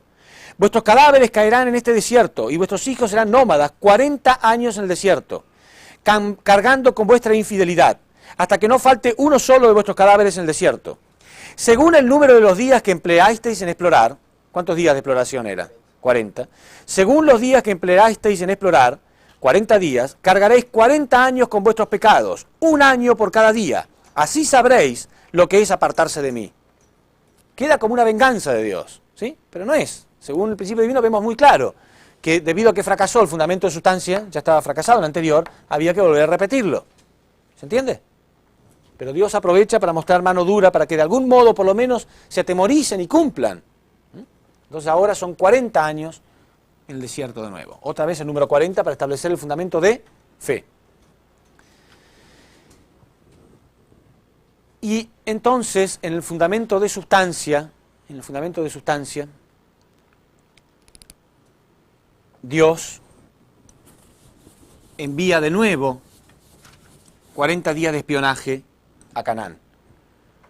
y en esos 40 días de espionaje ellos sí vuelven ahora con informes totalmente positivos. Entonces el pueblo se une, ya dispuestos a entrar a Canaán. Quiere decir que el fundamento de sustancia está listo a realizarse. Sin embargo, ocurre acá un fracaso de Moisés.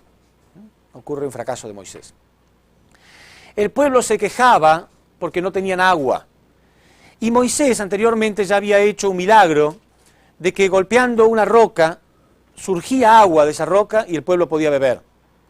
Entonces el pueblo se empieza a quejar de que no tiene agua y Dios le dice a Moisés que él debe hacer lo mismo que ya había hecho antes. Tomar esa roca, tomar una roca que Dios le indicó, golpear esa roca y entonces cuando fluya agua el pueblo podía beber. Sin embargo, Moisés ya estaba cansado de las quejas del pueblo. Y repito, Moisés era muy temperamental. Ya había matado al egipcio, ya había roto las tablas. Entonces ahora se para delante del pueblo, Moisés furioso por tanta queja. En la Biblia también está muy claro que Moisés se queja delante de Dios constantemente. Pero se queja no por Dios, sino del pueblo ese. Moisés se enfurece y golpea la roca 2 veces en vez de una. Y automáticamente cuando eso ocurre, Dios le dice: por no haberme honrado delante de mi pueblo, no entrarás a la tierra prometida. Y Moisés, al igual que Jesús en Getsemaní, le ruega: por favor, si es posible, yo quiero entrar a esa tierra. Y Dios empieza a discutir con Moisés. Y le dice: no, no vas a entrar. Y Moisés le ruega: yo quiero entrar a esa tierra. Y Dios le dice: no quiero hablar más del tema. No puedes entrar. ¿Por qué? Porque ya había habido en el curso a nivel familiar, ¿sí?, 2 figuras centrales, ¿se acuerdan? Abraham e Isaac. Ahora en el curso a nivel nacional, cualquier fracaso que ocurriera ya era suficiente para que hubiera 2 figuras centrales, Moisés y Josué. Cualquier pequeño fracaso que hubiera. ¿Por qué? Porque ya había un antecedente. Y además Dios estaba marcando un patrón de lo que podía llegar a ocurrir en el curso de Jesús. Jesús y el Señor de la segunda venida. ¿Se entiende? Entonces, ¿por qué? ¿Qué era lo grave de golpear la roca 2 veces? Si nosotros leemos la primera carta a los Corintios,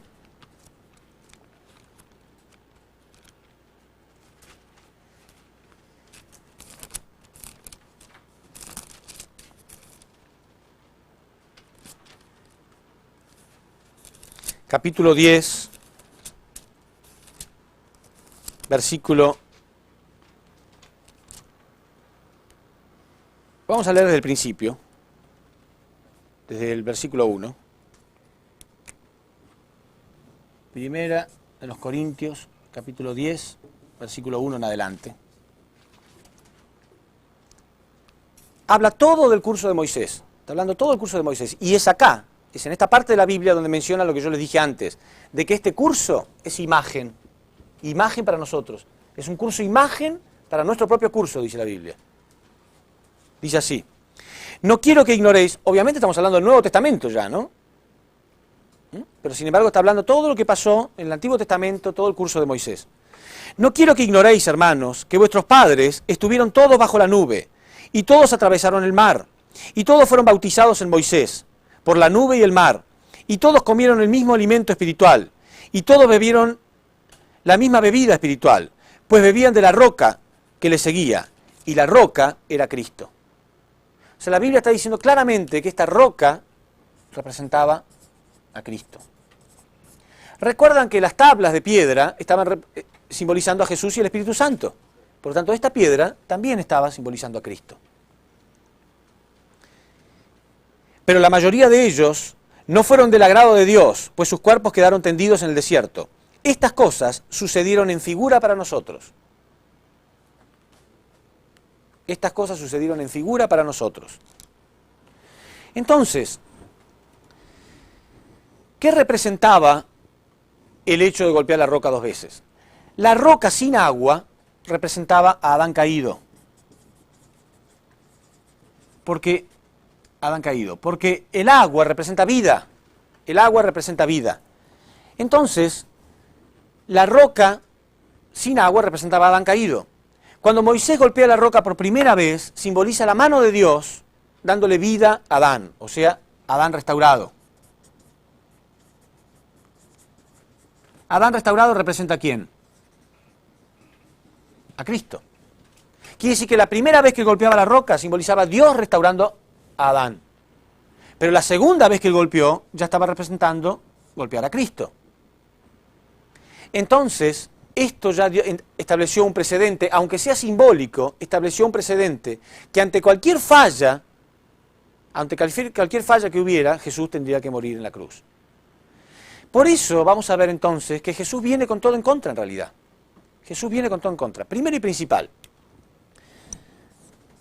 si recordamos bien las tres etapas, ¿no es cierto? Formación, crecimiento y perfeccionamiento. Satán invadió la etapa número 1 y la etapa número 2, ¿verdad?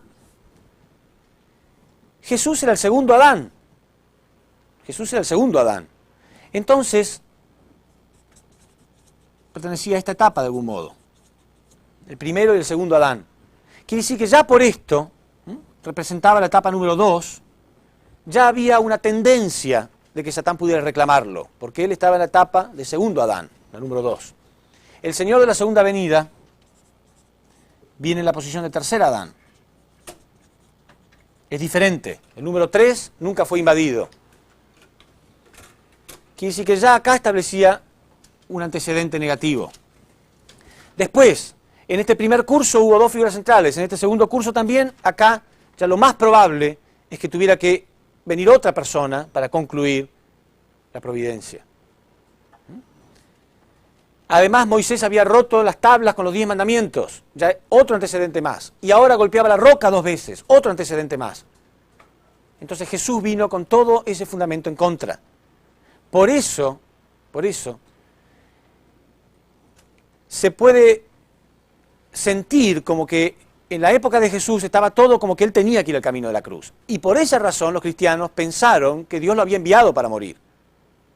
No es así, Dios no lo envió para morir. Pero en realidad había tantos antecedentes negativos que podríamos decir casi que Jesús ya vino con el camino hacia la cruz, casi trazado. ¿Se entiende? No era la voluntad de Dios. La voluntad de Dios no era que Jesús viniera a ser crucificado, pero había un antecedente demasiado negativo en la historia. ¿Se entendió? Por eso es bastante razonable que durante 2000 años los cristianos hayan pensado que Jesús vino para morir.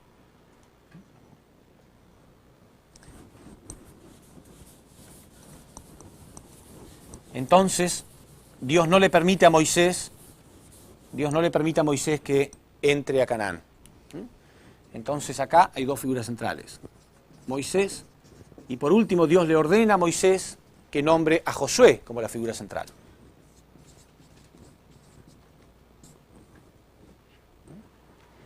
Y el pueblo se une totalmente a Josué. Hasta lo alienta inclusive, para entrar a Canaán. Quiere decir que ahí se establece el fundamento de sustancia centralizado en Josué. Y el pueblo le dice, tú ordena lo que quieras, que nosotros haremos que el pueblo te obedezca. Y cualquiera que se oponga a ti lo haremos matar. Pero nosotros estamos totalmente, lo único que te pedimos, le dice, que seas fuerte y valiente. Es lo único que te pedimos. Y entonces con él, al final, entran a Canaán. Entran a Canaán. Entonces se establece victorioso, después de todo este modelo, se establece victorioso el fundamento de fe y de sustancia a nivel nacional. Pero ven cómo se repite claramente, ven cómo la fórmula se repite. Siempre, fundamento de fe y fundamento de sustancia, clarísimo. Número 40, 40 y 40 para nivel a Canaán, y 40 días, 40 días y 40 días para el tabernáculo.